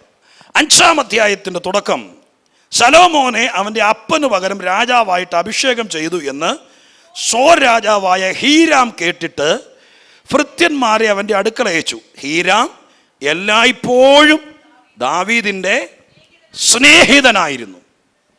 കേട്ടെ, സ്തോത്രം. ഹീരാമിനെ കുറിച്ച് നിങ്ങൾക്കറിയാമെന്ന് വിചാരിക്കുന്നു. ദാവീദ് രാജസ്ഥാനത്തേക്ക് വന്നു കഴിഞ്ഞപ്പോൾ ശൗലിനെ ദൈവമായ കർത്താവ് തന്നെ തട്ടിമാറ്റിയതിന് ശേഷമാണ് ദാവീദിനെ കൊണ്ടുവന്നത്. ദാവീദ് രാജസ്ഥാനത്തേക്ക് സ്തോത്രം വന്നു. രാജാവാകുന്ന സമയത്ത് ശൗല് ദീർഘനാളുകൾ അധികാരത്തിലിരുന്നെങ്കിലും സ്തോത്രം ഒരു അരമനയോ ഒരു കൊട്ടാരമോ ഒന്നും ശൗല് പണിതതായിട്ട് കാണുന്നില്ല. ഞാൻ പറയുന്നത് ഗ്രഹിക്കാൻ കഴിയുന്ന ആൾക്കാരാണല്ലോ ഇരിക്കുന്നത്. സ്തോത്രം. കാണുന്നില്ല. നീണ്ട നാളുകൾ ശൗല് രാജാവായിരുന്നു. ശൗല് രാജാവായിരുന്ന സമയത്ത് ദൈവത്തിനൊട്ട് തോന്നിയില്ല രാജാവിനെ അവനവന്റെ സ്തോത്രം കർത്താവ് നിന്റെ ബന്ധുക്കളുടെയും ചാർച്ചക്കാരുടെയും കുടുംബക്കാരുടെ ഇടയിൽ നിന്ന് പരിശുദ്ധാത്മാവിന്റെ മന്ദിരമാകാൻ വേണ്ടി വിളിച്ചെങ്കിൽ, ദൈവത്തിന്റെ ശുശ്രൂഷക്കാരനാകാൻ വിളിച്ചെങ്കിൽ, സ്വർഗത്തിലെ ദൈവത്തിന് മറ്റുള്ളവരെക്കാൾ നീ മാന്യനായിരിക്കണമെന്നോ, നീ ഒരു അലങ്കാരമായിരിക്കണമെന്നോ, നീ ഒരു ഐശ്വര്യമായിരിക്കണമെന്നോ, നിന്നിൽ തേജസ് ഉണ്ടാകണമെന്നോ, അത് വ്യത്യസ്തത കാണണമെന്ന് ദൈവം ആഗ്രഹിക്കുന്നു. അത്ര നല്ല ദൈവത്തെ നമ്മൾ ആരാധിക്കുന്നത്. സ്തോത്രം. ദൈവം പറഞ്ഞത് വിശ്വസ്തത കേട്ടാൽ ചെയ്തു തരാൻ ദൈവം വിശ്വസ്തനായ ദൈവമാണ്. പക്ഷെ ശൗല് നീണ്ട കാലം രാജാവായിരുന്നിട്ടും ദൈവത്തിന് തോന്നിയില്ല. ഇവനെ, എനിക്ക് തോന്നുന്നു, എൻ്റെ ഭാവന ചേർത്ത് പറയാം, ശൗലൊരു നല്ല വീട്ടിലേക്കാണ് ജനിച്ചതെന്ന് തോന്നുന്നു. കാരണം സമ്പന്നനായ ഒരു കുടുംബത്തിലെയാണ്. രാജാവായിട്ടും സ്തോത്രം അവൻ്റെ ഫയലും സാധനങ്ങളും എല്ലാം കൂടി തന്നെ ആ വീടിൻ്റെ ഏതെങ്കിലും ചായ്പിനകത്തോ ഒരു മുറിക്കകത്തോ എല്ലാം ഒരു ഓഫീസാക്കി കൊട്ടാരാക്കി അങ്ങനെ തന്നെ ജീവിക്കുകയായിരുന്നു. ദൈവത്തിന് തോന്നിയില്ല. എന്നാൽ ദാവീദ് രാജാവായപ്പോൾ ദാവീദ് HDFC എന്നോ അല്ലെങ്കിൽ ഹൗസിംഗ് ലോൺ എടുത്തിട്ട് പെട്ടെന്ന് മറ്റുള്ളവർക്ക് പോലെ തന്നെ വേഗത്തിൽ ഒരു അരമന പണിയാൻ വേണ്ടി ആരുടെയും കാല് പിടിക്കുകയല്ല ചെയ്തത്. 2 ശൂമേൽ സ്തോത്രം 5-ാമത്തെ അധ്യായമൊക്കെ നിങ്ങൾ 4-5 വായിച്ചിട്ടുണ്ടെങ്കിൽ അവിടെ വായിക്കണ്ട. അവിടെ കാണുന്നത് രാജാവായി വന്നപ്പോൾ ദാവീദ് പോയി പാർത്തത് ദുർഗത്തിലാണ്. സ്തോത്രം, കോട്ടയിലാണ് പാർത്തത്. ദാവീദ് 13 സ്ഥലങ്ങളിൽ പാർത്തതിനെ കുറിച്ച് വേദപുസ്തകത്തിലെ പല ഭാഗത്ത് കാണുന്നുണ്ട്. വന്ന് ചെറിയ തുടക്കത്തിൽ നിന്ന് വന്ന് രാജാവായപ്പോൾ കോട്ടയിൽ പാർത്തു. കോട്ട പട്ടാളക്കാർ താമസിക്കുന്ന സ്ഥലമാണ്, രാജാവ് താമസിക്കേണ്ട സ്ഥലമല്ല. പരാതിയില്ലാതെ അവിടെ താമസിക്കുക. സ്വന്തം വീടൊന്നും തന്നില്ല. ശൗലിന് വീടുണ്ടായിരുന്നു. പക്ഷെ അവിടെ താമസിക്കുമ്പോൾ ദൈവത്തിന് തോന്നി ദൈവം തെരഞ്ഞെടുത്ത രാജാവ് കോട്ടയിലല്ല താമസിക്കേണ്ടത്, അരമനയിലാണ് താമസിക്കേണ്ടത്. അപ്പം എന്തോ ചെയ്തു? സ്തോത്രം. അവിടെ എഴുതിയിരിക്കുന്നത് ഇങ്ങനെയാണ്: ഹീരാമിനെ ദൈവം ഉദ്യമിപ്പിച്ചിട്ട് ഒരു ദിവസം ഹീരാമിൻ്റെ ഭൃത്യന്മാർ ദാവീദിൻ്റെ അടുക്ക ചെന്നിട്ട് പറയുകയാണ്, നിങ്ങളുടെ ദൈവം ഞങ്ങളുടെ യജമാനോട് പറഞ്ഞിരിക്കുന്നു ഇവിടുത്തെ രാജാവിനൊരു അരമന പണിത് കൊടുക്കണമെന്ന്. വിശ്വസ്തനായിരുന്നാൽ നിന്റെ തലയിൽ വീണ അഭിഷേകത്തോട് നിനക്ക് കൂറുണ്ടെങ്കിൽ, നിന്നെ വിളിച്ച ദൈവത്തോട് നിനക്ക് പരമാർത്ഥ ഹൃദയമുണ്ടെങ്കിൽ, നീ എവിടെ പാർക്കണം, നീ എന്ത് കഴിക്കണം, നീ എന്ത് ധരിക്കണം, ഇത് മുഴുവൻ നിശ്ചയിക്കുന്ന നിന്റെ മേൽ പരമാധികാരമുള്ള ഒരു ദൈവമാണ് നിന്റെ ദൈവമെന്ന് വിശ്വസിക്കാൻ ഇതിനകത്ത് ഈ ഉച്ച കഴിഞ്ഞ സമയത്ത് എത്ര പേർക്ക് മനസ്സുണ്ട്? യേശുവിന്റെ നാമത്തിൽ ഇന്നും ഞാൻ പറയുന്നു, നീ നേരെ നിന്നാൽ നിന്നെ നിർത്തേണ്ടത് ദൈവമാണ്. ഇപ്പൊ വായിച്ച വാക്ക് കണ്ടോ? ആ വാക്ക് ശ്രദ്ധിച്ച് വേണമെങ്കിൽ അടിവരയിട്ട് സൂക്ഷിച്ചു. നമ്മൾ സൂക്ഷിക്കേണ്ടതാ. വായിച്ചേ. ഇല്ലല്ല, അതല്ല. നമ്മൾ 5-ാം അധ്യായത്തിന്റെ 1-ാം വാക്യത്തിൽ ഹീരാം കേട്ടിട്ട് ഭൃത്യന്മാരെ അവന്റെ അടുക്കൽ അയച്ചു. ഹീരാം എല്ലായ്പ്പോഴും ആ വാക്കിന്റെ അടിയിൽ നിർബന്ധമായിട്ട് ഞാൻ പറയുന്നു, വരയിട്ട് തന്നെ സൂക്ഷിക്കണം. ഹീരാം എല്ലായ്പ്പോഴും ദാവീദിന്റെ സ്നേഹിതനായിരുന്നു. ഞാൻ പറയാം, തമ്പുരാൻ ഒരു കാര്യം നടത്തി തരുന്നത് നൂലെ കെട്ടിയൊന്നും അല്ല തരുന്നത്, നാട്ടുകാർ പറയുന്ന പോലെ. അതിനുവേണ്ടി നീ പോയി വെറുതെ സ്തോത്രം മാടക്കടലും പോയിട്ട് നീ സൂപ്പർ ലോട്ടോയും ഒന്നും എടുത്ത് ചുരണ്ടി നോക്കുകയും വേണ്ട. സ്തോത്രം. എടുക്കുന്നവരുണ്ടെങ്കിൽ അവരുടെ അറിവിന് വേണ്ടി പറയുക, മെനക്കെടണ്ട. സ്തോത്രം. ദൈവം തമ്പുരാൻ ചില കാര്യങ്ങൾ നടത്താൻ വേണ്ടി ചില ബന്ധങ്ങൾ തരും. ഹീരാം ദാവീദിന്റെ അമ്മച്ചന്റെ മോനോ മാവിയുടെ ഭർത്താവൊന്നുമല്ല. ഈളെ കൊണ്ട് കൊടുത്തതും ഈ പുള്ളിയല്ല, ദൈവം കൊണ്ടു കൊടുത്ത. ഞാൻ നിങ്ങൾ ചിലരോട് പറയാം, ശുശ്രൂഷകന്മാരോട് പറയാം, മുന്നോട്ട് പോകാൻ ദൈവത്തിന് ദർശനങ്ങൾ സഫലമാക്കാൻ എന്ത് ചെയ്യണമെന്നറിയാതെ പ്രാർത്ഥിച്ചിരിക്കുന്നവരോട് പറയാം, ചെവി തുറന്ന് കേട്ടോ, പ്രവചനമായിട്ടെടുത്തോ, ദൈവം ചില ബന്ധം കൊണ്ട് തരും. സ്തോത്രം. നിന്റെ ആരും ആയിരിക്കുകയല്ല, നിന്റെ സഭയുടെ ആളും ആയിരിക്കുകയല്ല, നമ്മൾ കണ്ടിട്ടുള്ള ആൾ ആയിരിക്കുകയല്ല. നിന്റെ പിന്നാമ്പുറങ്ങളൊന്നും നോക്കാതെ ഇന്നലകളിൽ ദൈവം കേരളത്തിലെ ഇന്ത്യയുടെ സുവിശേഷ വേലയും ദൈവപ്രവർത്തികളും നടത്തിയ സകല ദൈവദാസന്മാരോടും നിങ്ങൾ പോയി ചോദിക്ക്. അവര് പറയും, സ്തോത്രം, ഒരിക്കൽ പോലും അറിയാത്ത, ആരുടെ കാല് പിടിക്കാത്ത, ഒരു അപേക്ഷ കൊടുക്കാത്ത സ്വർഗത്തിലെ ദൈവം കൊടുത്ത ബന്ധങ്ങളുണ്ട്. ആ ബന്ധങ്ങൾ കളയാതെ സൂക്ഷിച്ചാൽ നിന്റെ മേൽ കിടക്കുന്ന നിയോഗങ്ങളും നിന്നെ കൊണ്ട് ദൈവം ചെയ്യിപ്പിക്കുമെന്ന് പറഞ്ഞിരിക്കുന്നു. സകല കാര്യങ്ങളും നിറവേറ്റാൻ ദൈവമാണ് ഒരുക്കും. എന്റെ ആത്മീക ഭാഷയെ പറഞ്ഞാൽ ദാവീദിന്റെ കുടുംബത്തിന്റെ ഒരു സ്പോൺസർ ആയിരുന്നു ഹീരാം. അങ്ങനെ പറഞ്ഞാൽ തെറ്റില്ലെന്ന് തോന്നുന്നു. സ്തോത്രം. പുള്ളി പണ്ട് അപ്പന്റെ കാലത്ത് അരമന പണിത് കൊടുത്തു. അതെ, ഇപ്പൊ ശലോമോൻ രാജായപ്പോ എന്തിനാ വന്നെന്നറിയോ? അപ്പന്റെ കാലത്ത് മേടിച്ച അരമനോട് പലിശ മേടിക്കാൻ വന്നതല്ല, ആലയം പണിത് കൊടുക്കാൻ വന്നിരിക്കുക പുള്ളി. സ്തോത്രം. ഞാൻ പറയാം, 1000 അഡ്രസ് കയ്യിൽ വെച്ച് തെണ്ടുന്നതിനേക്കാൾ ദൈവം തരുന്ന ഒരു സ്പോൺസറെ, മനസ്സിലാവുന്നു? ഹല്ലേലൂയ. തമ്പുരാൻ തരുന്ന ഒരു ബന്ധത്തെ, യേശു തരുന്ന ഒരു സ്നേഹിതനെ, അതിനെ മുറുകെ പിടിക്കാമെങ്കിൽ ഞാൻ ചിലരോട് പച്ചയ്ക്ക് ദൂത് പറയുന്നു, ദൈവം തരുന്ന ബന്ധം കളയാതെ സൂക്ഷിച്ചാൽ അത് മതി നിനക്ക് നിന്റെ തലമുറയുടെ കാലത്ത് നടക്കാൻ. സ്തോത്രം. മനസ്സിലാവും ഞാൻ പറയുന്നേ? ഞാൻ ദാവീദുമാരോട് പറയുക, എന്റെ കാലം കഴിഞ്ഞാൽ മക്കളുടെ കാലത്ത് എങ്ങനെ ഇത് കൊണ്ടുപോകുമെന്നൊരു ഭാരമുണ്ടെങ്കിൽ ഞാൻ ആത്മാവിൽ ദൂത് പറയാം, നീ മരിച്ചാലും നിനക്ക് വേണ്ടി ദൈവം എഴുന്നേൽപ്പിച്ച സ്നേഹിതൻ മരിച്ചിട്ടില്ല. അവൻ ഇന്നും ഉള്ളത് കൊണ്ട് നിന്റെ തലമുറയുടെ കാലത്തും നിന്റെ കാലത്തുണ്ടായിരുന്നതിനേക്കാൾ മെച്ചപ്പെട്ട കാര്യങ്ങൾ നടത്താൻ എന്റെ ദൈവം വിശ്വസ്തനാണ്. ദാവീദ് പോയാലും സ്നേഹിതൻ പോയിട്ടില്ല. സ്തോത്രം. മനസ്സിലാവുന്നോ? ഹല്ലേലൂയ. അരമന പണിതവൻ തന്നെ ആലയം പണിയും. സ്തോത്രം. വേദപുസ്തകത്തിലെ ഏറ്റവും നല്ല സ്നേഹിതൻ ഹീരാമല്ല, നിത്യ സ്നേഹിതൻ യേശുവാണ്. സ്തോത്രം. അവനെ ദൈവം നിനക്ക് തന്നെങ്കിൽ അവൻ നിന്റെ എല്ലാ കാലത്തെ സ്നേഹിതനായിരിക്കണം. സ്തോത്രം. മനസ്സിലാവുന്നു? പിള്ളേർക്ക് ഫീസ് കൊടുക്കാൻ നേരത്ത് മാത്രം യേശു നിന്റെ സ്നേഹിതനും, അല്ലാത്തപ്പോൾ ചങ്കരനും ചങ്കുണ്ണിയും സ്നേഹിതനായിട്ട് നടക്കരുത്. പറഞ്ഞത് പിണങ്ങിയെങ്കിൽ സ്തോത്രം, പിണക്ക് അങ്ങനെ തന്നെ ഇരുന്നോട്ടെ. യേശു സ്നേഹിതനാണെങ്കിൽ മരണം വരെ സ്നേഹിതനായിരിക്കണം. എന്താ എഴുതി വച്ചിരിക്കുന്നത്? ഹീരാം എല്ലാ കാലത്തും, കഷ്ടകാലത്തും സന്തോഷമുള്ള കാലത്തും, നാട്ടുകാർ അവനെ ഓടിച്ച കാലത്തും തെറ്റിദ്ധരിച്ച കാലത്തും ജീവിതത്തിൽ പോരായ്മകൾ വന്ന കാലത്തും, ഇല്ലേ, ദാവീദിന്റെ ജീവിതത്തിൽ എന്നും അങ്ങ് സൂപ്പർ നാച്ചുറൽ ലെവലിലായിരുന്നോ? തെറ്റുകൾ, പോരായ്മകൾ, കുറവുകൾ, മനുഷ്യത്വ സഹജമായ സകല കാര്യങ്ങൾ വന്നപ്പോഴും, എല്ലാവരും മാറി നിന്നപ്പോഴും, സ്വന്തം ഭാര്യ പോലും പുച്ഛിച്ചപ്പോഴും ഇവൻ അന്നും സ്നേഹിതനായിരുന്നു. എത്ര പേർക്ക് ഇന്ന് പകൽക്കാലം കാര്യം മനസ്സിലാകുന്നുണ്ട്? എല്ലാവരും തള്ളിയാലും, ഇന്നലകളിലെ പല മാനുഷിക സ്നേഹിതന്മാർ ഇട്ടിട്ട് പോയാലും, പല സുഹൃത്തുക്കൾ നിന്നെ കളഞ്ഞിട്ട് പോയാലും, എന്റെ ദൈവം നിനക്ക് തന്ന സ്നേഹിതനുണ്ടല്ലോ. അതൊരു സായിപ്പല്ല, ഒരു ലണ്ടൻ മിഷണറി അല്ല, അതൊരു അറേബ്യൻ രാജ്യത്ത് പണിയെടുക്കുന്ന മലയാളിയല്ല, ഏതെങ്കിലും വമ്പൻ ബിസിനസ്സുകാരനല്ല. എന്റെ ദൈവസഭയ്ക്ക് തന്ന സ്നേഹിതൻ അവന്റെ പുത്രനായ യേശുവാണ്. അവൻ എല്ലാ കാലവും നിന്റെ സ്നേഹിതനാണ്.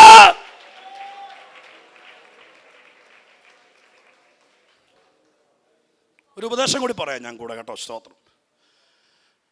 ദാവീദിന് ഒത്തിരി സ്നേഹിതന്മാരുണ്ടായിരുന്നോ എന്ന് എനിക്കറിയില്ല, ബൈബിളിൽ ഞാൻ അങ്ങനെ കണ്ടിട്ടില്ല. ഇങ്ങനെ കുറിച്ച് അങ്ങനെ വായിക്കുന്നു, എല്ലാ കാലത്തും സ്നേഹിതനായിരുന്നു.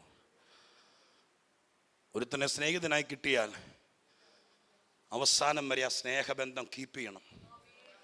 അപ്പൊ ചിലപ്പോഴൊക്കെ കണ്ടിട്ടുണ്ട് സ്നേഹിതരെ, അയ്യോ, ഒരാളുടെ തോളെ കയറി അത്രയ്ക്ക് സ്നേഹ, അപ്പം ഞാനും സന്തോഷിക്കും, അത്ര സ്നേഹമാണല്ലോ, സന്തോഷിച്ചോട്ടെ എന്ന്. അടുത്ത മാസം ചിലപ്പോൾ ഇവർ തമ്മി കണ്ടാൽ ചിലപ്പോൾ എന്ത് ചെയ്യുന്നറിയാമോ? ശ്രദ്ധിച്ചേ, ഞാൻ പറയുന്നു, ഒരു കൊല്ലമെങ്കിലും ഒരു സ്നേഹിതനെ ആ ലെവലിൽ സ്നേഹിക്കാൻ പറ്റിയ നിങ്ങൾ ആത്മീയനാന്ന് പറയാം. സ്തോത്രം. ഇതിപ്പോൾ ഈ ആഴ്ചയിൽ അങ്ങ് വരുമ്പോഴേക്ക് സ്നേഹം കൊണ്ടങ്ങ് നക്കി തുടച്ചെടുത്ത് ആകപ്പാടെ മുഴുവൻ വീട്ടിൽ കൊണ്ടുപോയി ആരും അറിയാതെ കൊടുക്കാമെന്നതിൻ്റെ പരമാവധി കൊടുത്ത് 3 ആഴ്ച കഴിയുമ്പോൾ എന്തെങ്കിലും കൊച്ചു കാര്യം വരുമ്പോൾ കൊടുത്തതിൻ്റെ മുഴുവൻ കണക്ക് പറഞ്ഞ് അവസാനം ആ സ്നേഹം വിട്ടുപോകും. പിന്നെ നമ്മൾ വേറെ സ്നേഹിതനെ പിടിക്കും. ഇങ്ങനെ ഇപ്പോൾ കാക്കത്തുള്ളായിരം സ്നേഹിതനായതുകൊണ്ട് ഒരു കാര്യം ഇന്ന് വരെ നടന്നിട്ടുമില്ല. മനസ്സിലാവും? ഒത്തിരി സ്നേഹിതർ വേണ്ട, സ്തോത്രം. പക്ഷെ ഉള്ളത് ദൈവം തന്നത് സൂക്ഷിക്കണം. അത് നമ്മുടെ ആത്മീയന്റെ ലക്ഷണമാണ്. സ്തോത്രം. ആ സ്നേഹം സൂക്ഷിച്ചു ദാവീദ്. അത് കരുതി. രാജാക്കന്മാരുടെ പുസ്തകത്തിനകത്ത് 1-2 അധ്യായത്തിനകത്ത് 2-3 അധ്യായത്തിനകത്ത് ദാവീദ് മരിച്ചു. ദാവീദ് മരിക്കുമ്പോൾ മോന് ഈ സ്നേഹിതനെ പരിചയപ്പെടുത്തിയിട്ടാണ് ഈ അപ്പം മരിക്കുന്നത്. കേട്ടോ? മനസ്സിലാവുന്നുണ്ടല്ലോ? അമ്മയുടെ കാലത്ത്, അപ്പൻ്റെ കാലത്ത് നിങ്ങളുടെ കുടുംബത്തിൻ്റെ ഏറ്റവും നല്ല സ്നേഹിതനായിരുന്നു യേശു. പക്ഷേ പിള്ളേർ വളർന്നു, എൻജിനീയറിംഗ് ഒക്കെ കഴിഞ്ഞു, MBBS തീരാൻ പോവുക, അടുത്ത തലമുറ കാര്യം ഏറ്റെടുക്കാൻ പോവുക. നിങ്ങൾക്ക് പറ്റിയിട്ടുണ്ടോ? നിങ്ങൾക്ക് വിദ്യാഭ്യാസം കൊടുത്തു, ഡിഗ്രി കൊടുത്തു, കൊടുക്കാവുന്ന പരമാവധി കൊടുത്തു. പക്ഷേ നിങ്ങൾക്ക് കിട്ടിയ സ്നേഹിതനെ നിങ്ങളുടെ തലമുറയ്ക്ക് പരിചയപ്പെടുത്തുവല്ല. ആ ബന്ധം അതുപോലെ പിള്ളേർ നിർത്തത്തക്ക രീതിയിൽ കൈകാര്യം ചെയ്തിട്ട് പോയാൽ ബാക്കി ദൈവം അവർക്ക് വേണ്ടി ഈ സ്നേഹിതൻ തന്നെ അവരുടെ കാലത്തും ചെയ്തോളും. അവസാന ഭാഗത്തേക്ക് വരിക കേട്ടോ. സ്തോത്രം. കേട്ടോളണേ. അങ്ങനെ ആ സ്നേഹിതൻ, സ്തോത്രം, ദാവീദ് മരിച്ചു. ശലോമോൻ രാജാവാണെന്ന് അറിഞ്ഞപ്പോൾ അവനാ വീണ്ടും ഭൃത്യനെ അയക്കുന്നത്. നോക്കിയേ, സ്തോത്രം. ശലോമോനെ അവൻ്റെ അപ്പൻ്റെ പകരം രാജാവായിട്ട് അഭിഷേകം ചെയ്തു എന്ന് സോർ രാജാവായ ഹീരാം കേട്ടിട്ട് ഭൃത്യന്മാരെ അവൻ്റെ അടുക്കൽ അയച്ചു. നോക്കി, പണ്ട് അപ്പച്ചൻ്റെ കാലത്ത് വീട് പണിയാൻ വേണ്ടി ലോൺ തന്ന സാറ് ജീവിച്ചിരിക്കുന്നു എന്ന് പറഞ്ഞ് ചെറുക്കൻ തപ്പിപ്പോയതല്ല. ആണോ? അല്ല. നിന്റെ തലമുറയുടെ കാലത്തും അവൻ നിന്റെ മോനെ തേടി വരണം. സ്തോത്രം പറയുന്ന വിചാരിച്ചത്. സ്തോത്രം. അതുപോലത്തെ ഒരു ബന്ധം ഈ ഉപവാസ പ്രാർത്ഥനയ്ക്കകത്ത നല്ല സ്നേഹിതനുമായി എവിടെയെങ്കിലൊക്കെ വിടമുണ്ടെങ്കിൽ മുഴുവൻ തീർത്തിട്ട് ഞങ്ങളുടെ കുടുംബത്തിന് വേണ്ടതെല്ലാം തന്ന് ഒന്നുമില്ലായ്മ എത്രത്തോളം കൊണ്ടുവന്ന് സഭയെ എത്രത്തോളം പണിത നമ്മളെ പലരെയും തോളിൽ കയറ്റി കൊണ്ടു നടന്ന ഈ നല്ല സ്നേഹിതനുമായിട്ട് മരണം വരെ പിരിയരുത്. ഒരു കൊച്ചു കാര്യത്തിൽ പോലും അവനുമായിട്ട് അകലരുത്. അത് മാത്രം പോരാ, എന്റെ തലമുറയുടെ കാലത്തു ലോകത്തിൽ ആരേക്കാൾ ഈ സ്നേഹിതനോട് അവരത്ര ബന്ധമായിരിക്കണം. അപ്പന്റെ കാലം കഴിഞ്ഞ് മോൻ അധികാരത്തിലിരിക്കുമ്പോൾ ആ പഴയ സ്നേഹിതൻ വീണ്ടും ഭൃത്യന്മാരെ അയച്ചു എൻ്റെ അടുക്കൽ. അവിടെ വെച്ച് കണ്ടപ്പോൾ ഹീരാമിനോട് ശലോമോൻ പറയുന്ന വാക്കുകൾക്കകത്തൊരു വാക്ക് പറഞ്ഞു നിർത്താം. ശലോമോൻ പറയുകയാണ്, നമ്മൾ വായിച്ച വാക്യം എത്രാമത്തെ? നമ്മുടെ വാക്യം 4-ാമത്തെ വാക്യം. എന്താ വായിച്ചേ? ഹീരാമിനോട് പറയുന്നു, എന്നാൽ ഇപ്പോൾ ഒരു പ്രതിയോഗിയോ വിഘ്നമോ ഇല്ല. അടുത്തത് മതി. സ്തോത്രം. കേട്ടോ, ഞാൻ പറഞ്ഞു വിടാം. ആലയം പണിയാനാ. ഇവൻ്റെ അപ്പനായ ദാവീദ് ഇത്ര നല്ല സ്നേഹിതനുണ്ടായിട്ടും ആലയം പണിയാൻ വേണ്ട കംപ്ലീറ്റ് സ്പോൺസർഷിപ്പ് എന്ത് വേണം അതിനകത്ത് തറയിൽ, ഞാൻ നമ്മുടെ ഭാഷ പറയുക, ടൈൽസോ, ഇനി അതിൽ ഫിറ്റ് ചെയ്യണ സ്വിച്ചോ ക്ലോക്കോ എന്ത് വേണം, ഇനി ലൈറ്റിനിങ് അറസ്റ്റർ വരെ മേടിച്ചു കൊടുത്ത് ഇത് ചെയ്യാൻ കഴിവുള്ളൊരു സ്പോൺസർ കയ്യിലുണ്ടായിട്ടും ദാവീദിന് ആലയം പണിയാൻ പറ്റിയില്ല. വാക്യങ്ങൾ പലതുണ്ട്, നമുക്കറിയാവുന്ന വാക്യം മറ്റേ രക്തച്ചൊരിച്ചിലൊക്കെ. പക്ഷെ ഇവിടെ പറയുന്ന മോൻ പറയുന്ന സാക്ഷ്യം കേട്ടോളണം. കുടുംബത്തിലുള്ളവർ പറയുന്ന സാക്ഷിയല്ല വലിയ സാക്ഷി. പിന്നേര് പറയുകയാണ്. എന്താ പറയുന്നറിയോ? മോൻ പറയുക ഹീരാമിനോട്, ഇപ്പോൾ എൻ്റെ അപ്പൻ പണിയാൻ വേണ്ടി നോക്കി, ദൈവത്തെ കൊണ്ട് പറ്റിയില്ല. എന്നാൽ ഇപ്പോൾ ആലയം പണിയാൻ പറ്റിയ സമയമാണ്. കാരണം എന്താ? അതിനെ 2 പ്രയോഗം അവിടെ പ്രയോഗിച്ചിരിക്കുക. ഇപ്പോൾ ഒരു പ്രതിയോഗിയോ വിഘ്നമോ ഇല്ല എന്ന് പറഞ്ഞ അർത്ഥം എന്താ? എല്ലാവരും ഉണ്ടെങ്കിലും, നിന്നെ സപ്പോർട്ട് ചെയ്യാൻ ആള്, നിന്നെ സ്നേഹിക്കാൻ ആള്, നിന്നെ കൊണ്ട് ചെയ്യിപ്പിക്കാൻ ദൈവത്തിനും ഭയങ്കര ആഗ്രഹം ഉണ്ടെങ്കിലും ഇത് ചെയ്യിപ്പിക്കാതിരിപ്പാൻ ഒരു പ്രതിയോഗി ഉണ്ടെങ്കിൽ മനസ്സിൽ ആഗ്രഹങ്ങൾ തളം കെട്ടിക്കിടക്കും. മരണം വരെ കാര്യം നടക്കുകയില്ല. 2 വാക്കുകൾ, നമുക്ക് വലിയ പരിചയമില്ലാത്ത വാക്കുകൾ അവിടെ എഴുതിയിരിക്കുന്നത്. NIV സ്തോത്രം, ISV ബൈബിൾ സ്തോത്രം, ആ വേർഷനകത്ത് ഈ വാക്കുകൾ കൊടുത്തിരിക്കുന്ന 2 പ്രയോഗങ്ങളാണ് പ്രതിയോഗിയും വിഘ്നവും എന്ന് പറഞ്ഞിരിക്കുന്നത്. ഒന്ന്, ഫോർ ഇൻ എന്താ പറയുക, വെളിയിൽ നിന്നുള്ള എതിരാളി. വിക്കനം എന്ന വാക്കിന് കൊടുത്തിരിക്കുന്നത് ഡൊമസ്റ്റിക് ക്രൈസസ്. ഡൊമസ്റ്റിക് ക്രൈസസ് എന്ന് പറഞ്ഞാൽ എന്താ? ഇപ്പം ഈ രണ്ട് കാര്യമില്ല, ഡൊമസ്റ്റിക് ക്രൈസസും ഇല്ല, ഫോറിൻ അഡ്വൈസറി ഇല്ല. ഇത് രണ്ടും ഇല്ലാത്തത് കൊണ്ട് ഇപ്പോൾ ആലയം പണിയാൻ പറ്റിയ സമയമാണ്. കാശ് വാങ്ങി കിടക്കുന്നുണ്ട്, സ്പോൺസറുണ്ട്, സ്നേഹിതനുണ്ട്, അപ്പന് നല്ല ഐഡിയ ഉണ്ട്, മനസ്സിനകത്ത് ഭയങ്കര ആഗ്രഹമുണ്ട്, ഇത് കണ്ടിട്ട് മരിക്കണം എന്നുള്ള താല്പര്യമുണ്ട്, ദൈവത്തിൻ്റെ അഭിഷേകമുണ്ട്. പക്ഷെ പണി നടക്കുകയില്ല. കാരണം രണ്ട് സംഭവങ്ങളാണ്. ഒന്ന്, പ്രതിയോഗിയുണ്ട്. രണ്ട്, ഡൊമസ്റ്റിക് ക്രൈസിസ് ഉണ്ട്. ഇത് രണ്ടും ഉണ്ടെങ്കിൽ വാഗ്ദത്ത അലമാരിക്കാതിരിക്കുകയുള്ളൂ. അടുത്ത കൊല്ലം കർത്താവ് വന്നില്ലെങ്കിൽ നമുക്ക് ഉപവസിക്കാം, പാസ്റ്ററിനെ വിളിക്കുമായിരിക്കും, അന്നേരം വന്ന് വേറൊരു പ്രസംഗം കൊണ്ട് വരാം. പക്ഷേ അടുത്ത കൊല്ലത്തിന് മുമ്പ് ദൈവം നിന്നെ കൊണ്ട് ചെയ്യിപ്പിക്കാൻ ആഗ്രഹിച്ച കാര്യങ്ങൾ നടക്കണമെങ്കിൽ ഈ രണ്ട് വിഷയത്തോട് പ്രതിക്രിയ നടക്കണം. ഒന്ന്, ഡൊമസ്റ്റിക് ക്രൈസിസ് മുഴുവൻ കോംപ്രമൈസ് ആകണം. ഡൊമസ്റ്റിക് ക്രൈസിസ് എന്ന് പറഞ്ഞാൽ എന്താ? പേടിക്കണ്ട, നമ്മുടെ വീട്ടിൽ കിടക്കുന്ന പ്രശ്നങ്ങൾ, സഭയ്ക്കകത്ത് കിടക്കുന്ന പ്രശ്നങ്ങൾ. ഡൊമസ്റ്റിക് ക്രൈസിസ് ഇല്ലാത്ത സഭ വിരലിലുണ്ടാവുന്ന മാത്രമേ ഉള്ളൂ. സ്തോത്രം. ഞാനിവിടുത്തെ PMG ചർച്ചിൻ്റെ കാര്യം പറഞ്ഞില്ല, നിങ്ങളത് ഞെട്ടി നോക്കണ്ട. പക്ഷെ ഞാൻ മൊത്തത്തിൽ പറയുന്നു, നിങ്ങൾ വിലയിരുത്താൻ കഴിവുള്ളവരാ. ഡൊമസ്റ്റിക് ക്രൈസിസ് ഇല്ലാത്ത സഭകൾ മലയാളികളുടെ ഇടയിൽ ചുരുക്കം മാത്രമേ ഉള്ളൂ. പക്ഷം പിടുത്തം, പാനല്, സ്തോത്രം, കുതിരക്കച്ചവടം, കള്ളത്തരം, ഇതെല്ലാം കൂടി സഭയ്ക്കകത്ത്, കർത്താവിന്റെ തിരുസഭയ്ക്കകത്ത് സ്തോത്രം ഡൊമസ്റ്റിക് ക്രൈസിസ് ഉണ്ടാക്കിയിട്ട് പ്രോജക്റ്റും കൊണ്ട് നടന്നാൽ സ്വപ്നം കാണുകയല്ലാതെ യേശു വന്നില്ലെങ്കിൽ 4 തലമുറ കഴിഞ്ഞാലും പണി നടക്കുകയില്ല. തിരിച്ചു ഞാൻ പറയാം, നിന്റെ വീടിനകത്തൊരു ഡൊമസ്റ്റിക് ക്രൈസിസ് ഉണ്ടോ? ഭാര്യ ഭർത്തൃ ബന്ധത്തിനിടയിൽ, അപ്പനും മക്കളുമായിട്ടുള്ള ബന്ധത്തിനിടയിൽ, പാസ്റ്ററും വിശ്വാസികളുമായിട്ടുള്ള ബന്ധത്തിനിടയിൽ, നീണ്ട വർഷങ്ങൾ ഒന്നിച്ചുകൂടി അപ്പം നിന്ന് കർത്തൃമേശ എടുത്ത് ജീവിച്ചു പോകുന്ന സഭയ്ക്കകത്ത് ദൈവമക്കളും തമ്മിൽ ഡൊമസ്റ്റിക് ക്രൈസിസ് ഉണ്ടോ? ഉണ്ടെങ്കിൽ വാഗ്ദത്തങ്ങൾ കയ്യിലിരിക്കും, പണി നടക്കുകയില്ല. ഞാനല്ല, ജ്ഞാനിയായ ശലോമോൻ പറഞ്ഞത് വേദപുസ്തകത്തിൽ വചനമായിട്ട് വന്നതാ. അതങ്ങനെ തന്നെ പറയുന്നു. ഡൊമസ്റ്റിക് ക്രൈസിസ് ഭയങ്കര തടസ്സമാണ്. സ്തോത്രം. ഉപവാസവും പ്രാർത്ഥനയൊക്കെ എടുക്കും, കണ്ണു നിറഞ്ഞ് ആരാധിക്കും. ഇവിടെ വന്നിരുന്ന് വീട്ടിലെ വേദനകൾ മുഴുവൻ സ്തോത്രത്തോടെ മുഴുവൻകാലം ഇരുന്ന് കണ്ണുനീരും കരച്ചിലുമായിരിക്കും. പക്ഷെ വീട്ടിൽ ചെല്ലുമ്പോൾ ഡൊമസ്റ്റിക് ക്രൈസിസിന് കോംപ്രമൈസ് വരുത്താൻ പറ്റാതെ, വിട്ടുവീഴ്ച മനോഭാവമില്ലാതെ, വിട്ടുകൊടുക്കാൻ മനസ്സില്ലാതെ ഒരു ഡൊമസ്റ്റിക് ക്രൈസിസിൽ ജീവിതം തള്ളി നീക്കുന്നെങ്കിൽ ദൈവപ്രവൃത്തികൾ നടക്കുകയല്ല. സ്നേഹിതനുണ്ടായിരിക്കും, പക്ഷെ പണി നടക്കുകയല്ല. 2, പ്രതിയോഗി. ഏതെങ്കിലും കാര്യത്തിലൂടെ ചുമ്മാ കയറി വരുന്നതാ. എന്തെങ്കിലും കാര്യം വന്നു, ഇഷ്ടപ്പെട്ടില്ല, ഒരു പാർക്കിംഗ് പ്രശ്നം വന്നു, സ്തോത്രം, ഇന്നലെ ഇച്ചിരി മുറിവുറുത്ത സംസാരം ഉണ്ടായി, പിന്നെ വന്നു, സംഭവം ശരിയാ, പക്ഷെ ഉള്ളത്തിൻ്റെ ഉള്ളൊരു പ്രതിയോഗിയാകും. എന്താ അതിൻ്റെ ലക്ഷണം എന്നറിയാമോ? പ്രതിയോഗിയാണെങ്കിൽ നമ്മുടെ ഉയർച്ചയ്ക്ക് ഒരു സാക്ഷ്യം പറയുമ്പോൾ പോലും ഒരു സ്തോത്രം പറയാൻ തോന്നിയല്ല പ്രതിയോഗിക്ക്. സത്യമായി പറയുന്നേ. ഇനിയിപ്പോൾ എനിക്ക് തൃപ്തിയായി, വൈകുന്നേരം പ്രസംഗിച്ചില്ലെങ്കിലും കുഴപ്പമില്ല. സ്തോത്രം കേട്ടോളേ, മനസ്സിലാവുന്നോ? കാര്യം നടക്കാൻ വേണ്ടി പറയുക.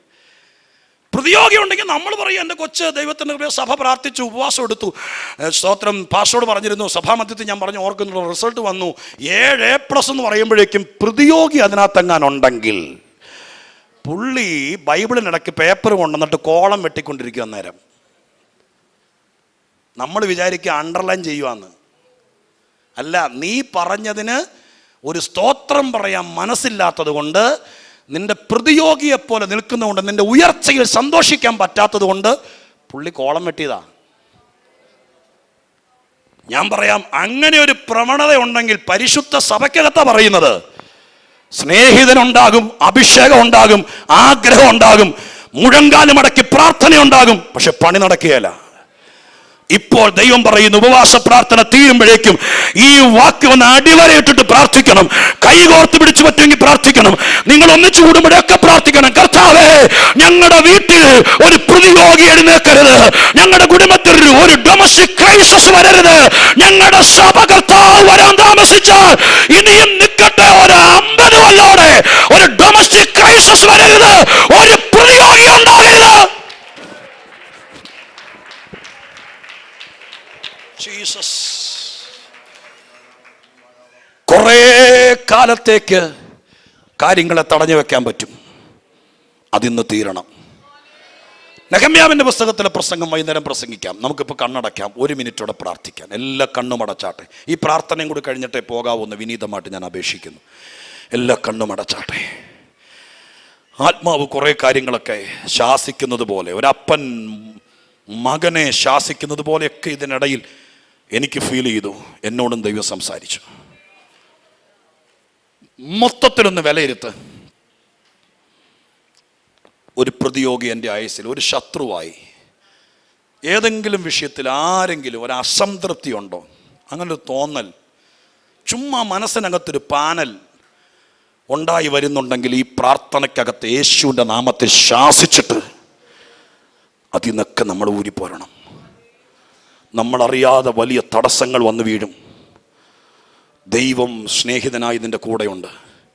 ലോകത്തിൽ ആരും നിന്നെ കൈക്കൊണ്ടില്ലെങ്കിലും, നിനക്ക് മുന്നോട്ട് പോകാൻ യാതൊരു വഴികളുമില്ലാതെ കിടന്നാലും എൻ്റെ കർത്താവ് ഹീരാമിനെ പോലുള്ളവർ എഴുന്നേൽപ്പിക്കും.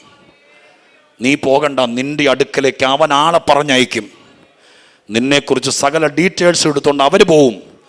അവർ നിന്നെ തിരിച്ചു വിളിച്ചിട്ട് പറയും, ദൈവം എന്നോട് പറഞ്ഞു നിങ്ങൾക്ക് വേണ്ടി ഇന്ന കാര്യം ചെയ്തു തരണമെന്ന്. ചില്ലറ കാര്യമാണോ ഒരു അരമനയും ഒരാലയവും പണിത് കൊടുക്കുക എന്ന് പറയുന്നത്?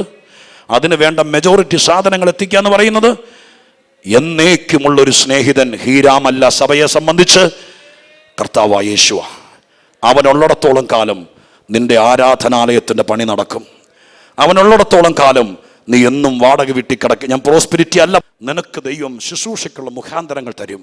നിനക്ക് ദൈവം പദ്ധതികൾ ഒരുക്കി തരും. നിനക്ക് ശേഷം നിന്റെ മകൻ്റെ കാലത്തും അങ്ങനെയല്ലേ ദൈവം വിശ്വസ്തയോടെ ഇന്ന് വരെ ചെയ്തത്? കർത്താവിന് ചെയ്യും. തലമുറ തലമുറയായി ഇവൻ സഭയുടെ ആജന്മ സ്നേഹിതനാണ്.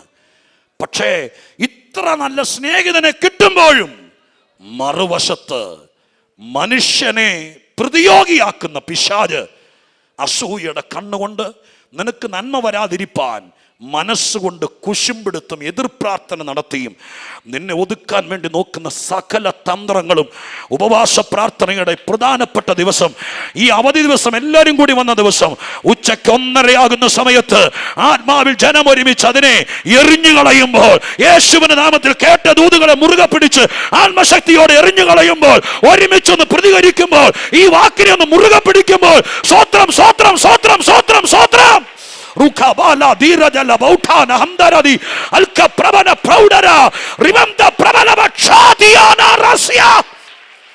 ജീവൻ ജീവൻ വചനത്തിലെ ജീവൻ ദൈവമക്കളുടെ ഇടയിലേക്ക് വരുന്ന ചൈതന്യം നിങ്ങളിലേക്ക് പകരുന്നു. സ്വർഗം ചിലതിന് ഇറങ്ങി പുറപ്പെട്ടിരിക്കുക. ദൈവത്തിന്റെ പുറപ്പാട് നീ കാണ്. നിനക്ക് വേണ്ടി ചിലരെ എഴുന്നേൽപ്പിക്കുക. നിനക്ക് നല്ല സ്നേഹിതനെ ദൈവം ഒരുക്കുക. ചില കാര്യങ്ങൾക്ക് വേണ്ടി ചില സ്പോൺസറെ തന്നെ ദൈവം ഒരുക്കുകയാ. സ്വർഗം അത് ചെയ്യുമെന്ന് വിശ്വസിക്കുന്നവർ കരമടിച്ച് ദൈവത്തിന് നന്ദി പറഞ്ഞ് ഒരുമിച്ച് സ്തോത്രം ചെയ്തേ.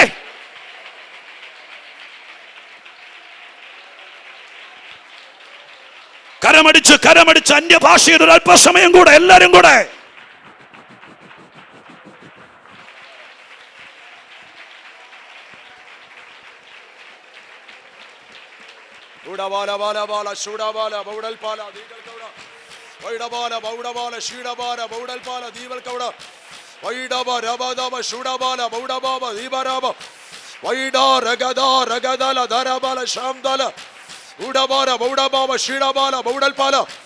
ശക്തിയോടെ കരങ്ങൾ അടിച്ച് ഇന്ന് പകൽക്കാലം ദൈവത്തിന് മഹത്വം കൊടുക്കാം. യെസ്.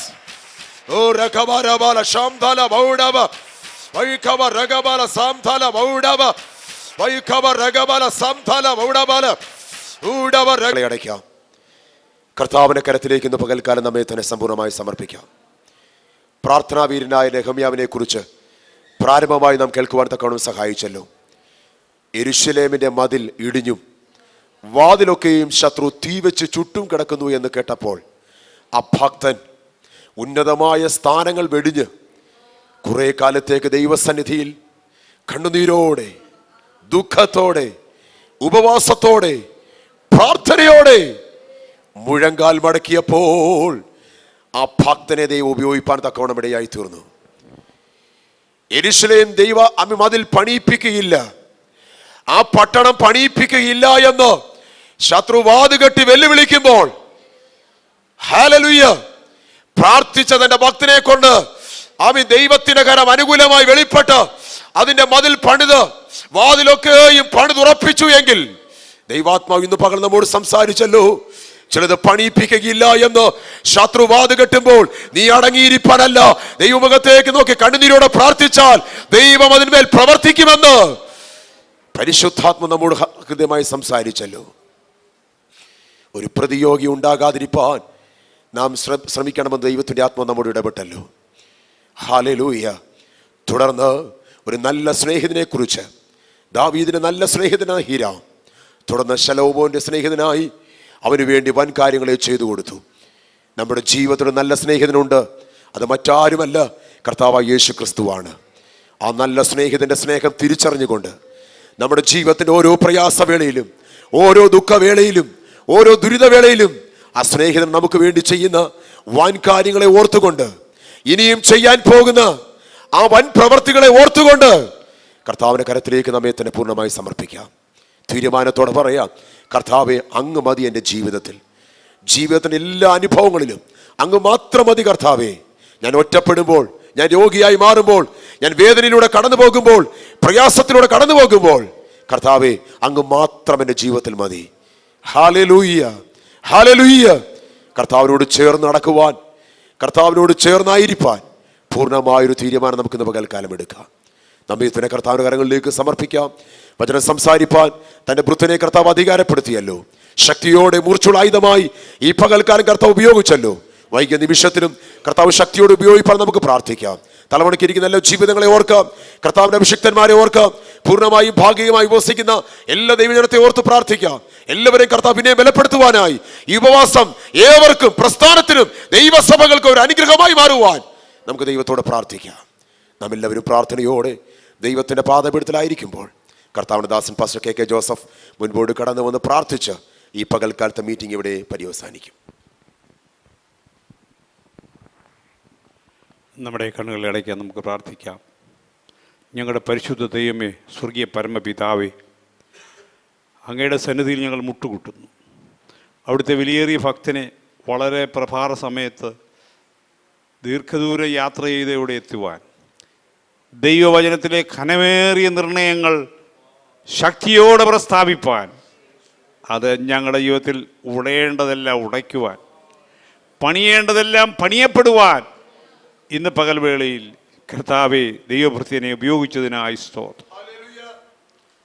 ഞങ്ങളുടെ ജീവിതത്തിൽ കർത്താവെ സ്തോത്രം, സ്തോത്രം, സ്തോത്രം. തീരുമാനങ്ങളിൽ ഉറപ്പുള്ളവരായി, മനസ്സംയമനമുള്ളവരായി, ഒരാകാത്ത വിഷയങ്ങളിൽ ശ്രദ്ധ പതറിപ്പോകാതെ അങ്ങയിൽ മാത്രം ആശ്രയിച്ചുകൊണ്ട് നിൽപ്പാൻ സഹായിക്കും. ദൈവത്തിൻ്റെ വചനം അത് ഞങ്ങളുടെ ജീവൻ്റെ ആധാരമായിരിക്കാൻ, അതിലൂടെ പകരപ്പെടുന്ന ജീവൻ ഞങ്ങൾ പ്രാപിപ്പാൻ, ദൈവസഭയിലേക്കും കുടുംബങ്ങളിലേക്കും ദേശത്തിലേക്കും ഈ ജീവൻ പകരുന്ന ജീവൻ്റെ വാഹികളായി തീരുവാൻ ഞങ്ങളെ എല്ലാവരും ഒരുക്കണമേ എന്ന് ഞങ്ങൾ അങ്ങയോട് അപേക്ഷിക്കുന്നു. ഈ ഉപവാസത്തിൽ പണിയപ്പെടേണ്ടതെല്ലാം പണിയപ്പെടുവാൻ സഹായിക്കണമേ. ദീർഘനാളുകളായി നിലവിളിക്കുന്നവരിതിൻ്റെ മധ്യത്തിലുണ്ട്. അവരുടെ വിഷയങ്ങൾ അവിടുന്ന് അറിയുന്നു. കർത്താവ് അത്ഭുതം പ്രവർത്തിക്കണമേ. ഈ ദിവസങ്ങളിൽ നിമിഷങ്ങൾ, മണിക്കൂറുകൾ മാത്രമേ ബാക്കിയുള്ളെങ്കിലും അവിടുന്ന് ഒരു വാക്ക് കൽപ്പിക്കണമേ. ആ വിധവയ്ക്ക് വേണ്ടി പ്രവർത്തിച്ച ദൈവം ഇവിടെ പ്രവർത്തിക്കുവാൻ പ്രാർത്ഥിക്കുന്നു. ആരും നിരാശയോടെ പോകുവാനിടയാകരുത്. അത്ഭുതത്തിൻ്റെ ഉപവാസമാക്കി ഇതിനെ തീർക്കണമേ. കർത്താവെ, ശത്രു പല വെല്ലുവിളികളും ചിന്തകളും ഞങ്ങളുടെ മധ്യത്തിൽ ഉയർത്തിയിട്ടുണ്ട്. അതിനെല്ലാം പരിഹാരം അങ്ങയുടെ പക്കലുണ്ട്. ഞങ്ങളിതൊന്നും സ്വന്തമായി കൈകാര്യം ചെയ്യേണ്ടതല്ല. കർത്താവെ, ഞങ്ങൾക്ക് ഒരു പ്രതിയോഗി ഇവിടെ ഉയരുവാനിടയാകരുത്. സഭയ്ക്കും വ്യക്തികൾക്കും ഞങ്ങളെ സഹായിക്കണമേ. കർത്താവെ, എതിരുകളിൽ ഞങ്ങളെ വിടുവിച്ചു കൊള്ളണമേ. കർത്താവിൻ്റെ ദാസനിലൂടെ കേൾപ്പിച്ച നല്ല വചനങ്ങൾക്കായി സ്തോത്രം. അതെല്ലാം ഞങ്ങളുടെ ഹൃദയത്തിൽ ക്രിയ ചെയ്യുവാൻ 30, 100, 60 മേനിയായി വിളയുവാൻ, വർദ്ധിക്കുവാനെല്ലാം സഹായിക്കണം. സഭയെ അനുഗ്രഹിക്കണം. ജി അലക്സാണ്ടർ പാസ്റ്റർക്ക് വേണ്ടി ഞങ്ങൾ മുഖത്തേക്ക് നോക്കുന്നു. കർത്താവിൻ്റെ ഭൃത്യനെ കർത്താവ് എഴുന്നേൽപ്പിക്കണമേ. അത്ഭുതം പ്രവർത്തിക്കണമേ, സഹായിക്കണമേ. ശാരീരിക ക്ലേശം അനുഭവിക്കുന്ന എല്ലാവരുടെയും വിഷയങ്ങൾ അവിടുത്തെ കരങ്ങളിൽ വയ്ക്കുന്നു. സൗഖ്യവും വിടുതലും കൽപ്പിപ്പാനായി പ്രാർത്ഥിക്കും. ഇന്ന് രാത്രിയിലത്തെ യോഗത്തിലും ദൈവത്തിൻ്റെ പരിശുദ്ധാത്മാവ് ഇതേ അളവിൽ ശക്തിയോടെ ഞങ്ങളോട് ഇടപെടണമേ. എല്ലാവരെയും ഒരുക്കണമേ. വരവിനായി ഞങ്ങളെ സജ്ജമാക്കണം. മഹത്വം തിരുമേനി എടുക്കണം. യേശുവിൻ വലിയ നാമത്തിൽ തന്നെ ആമേൻ.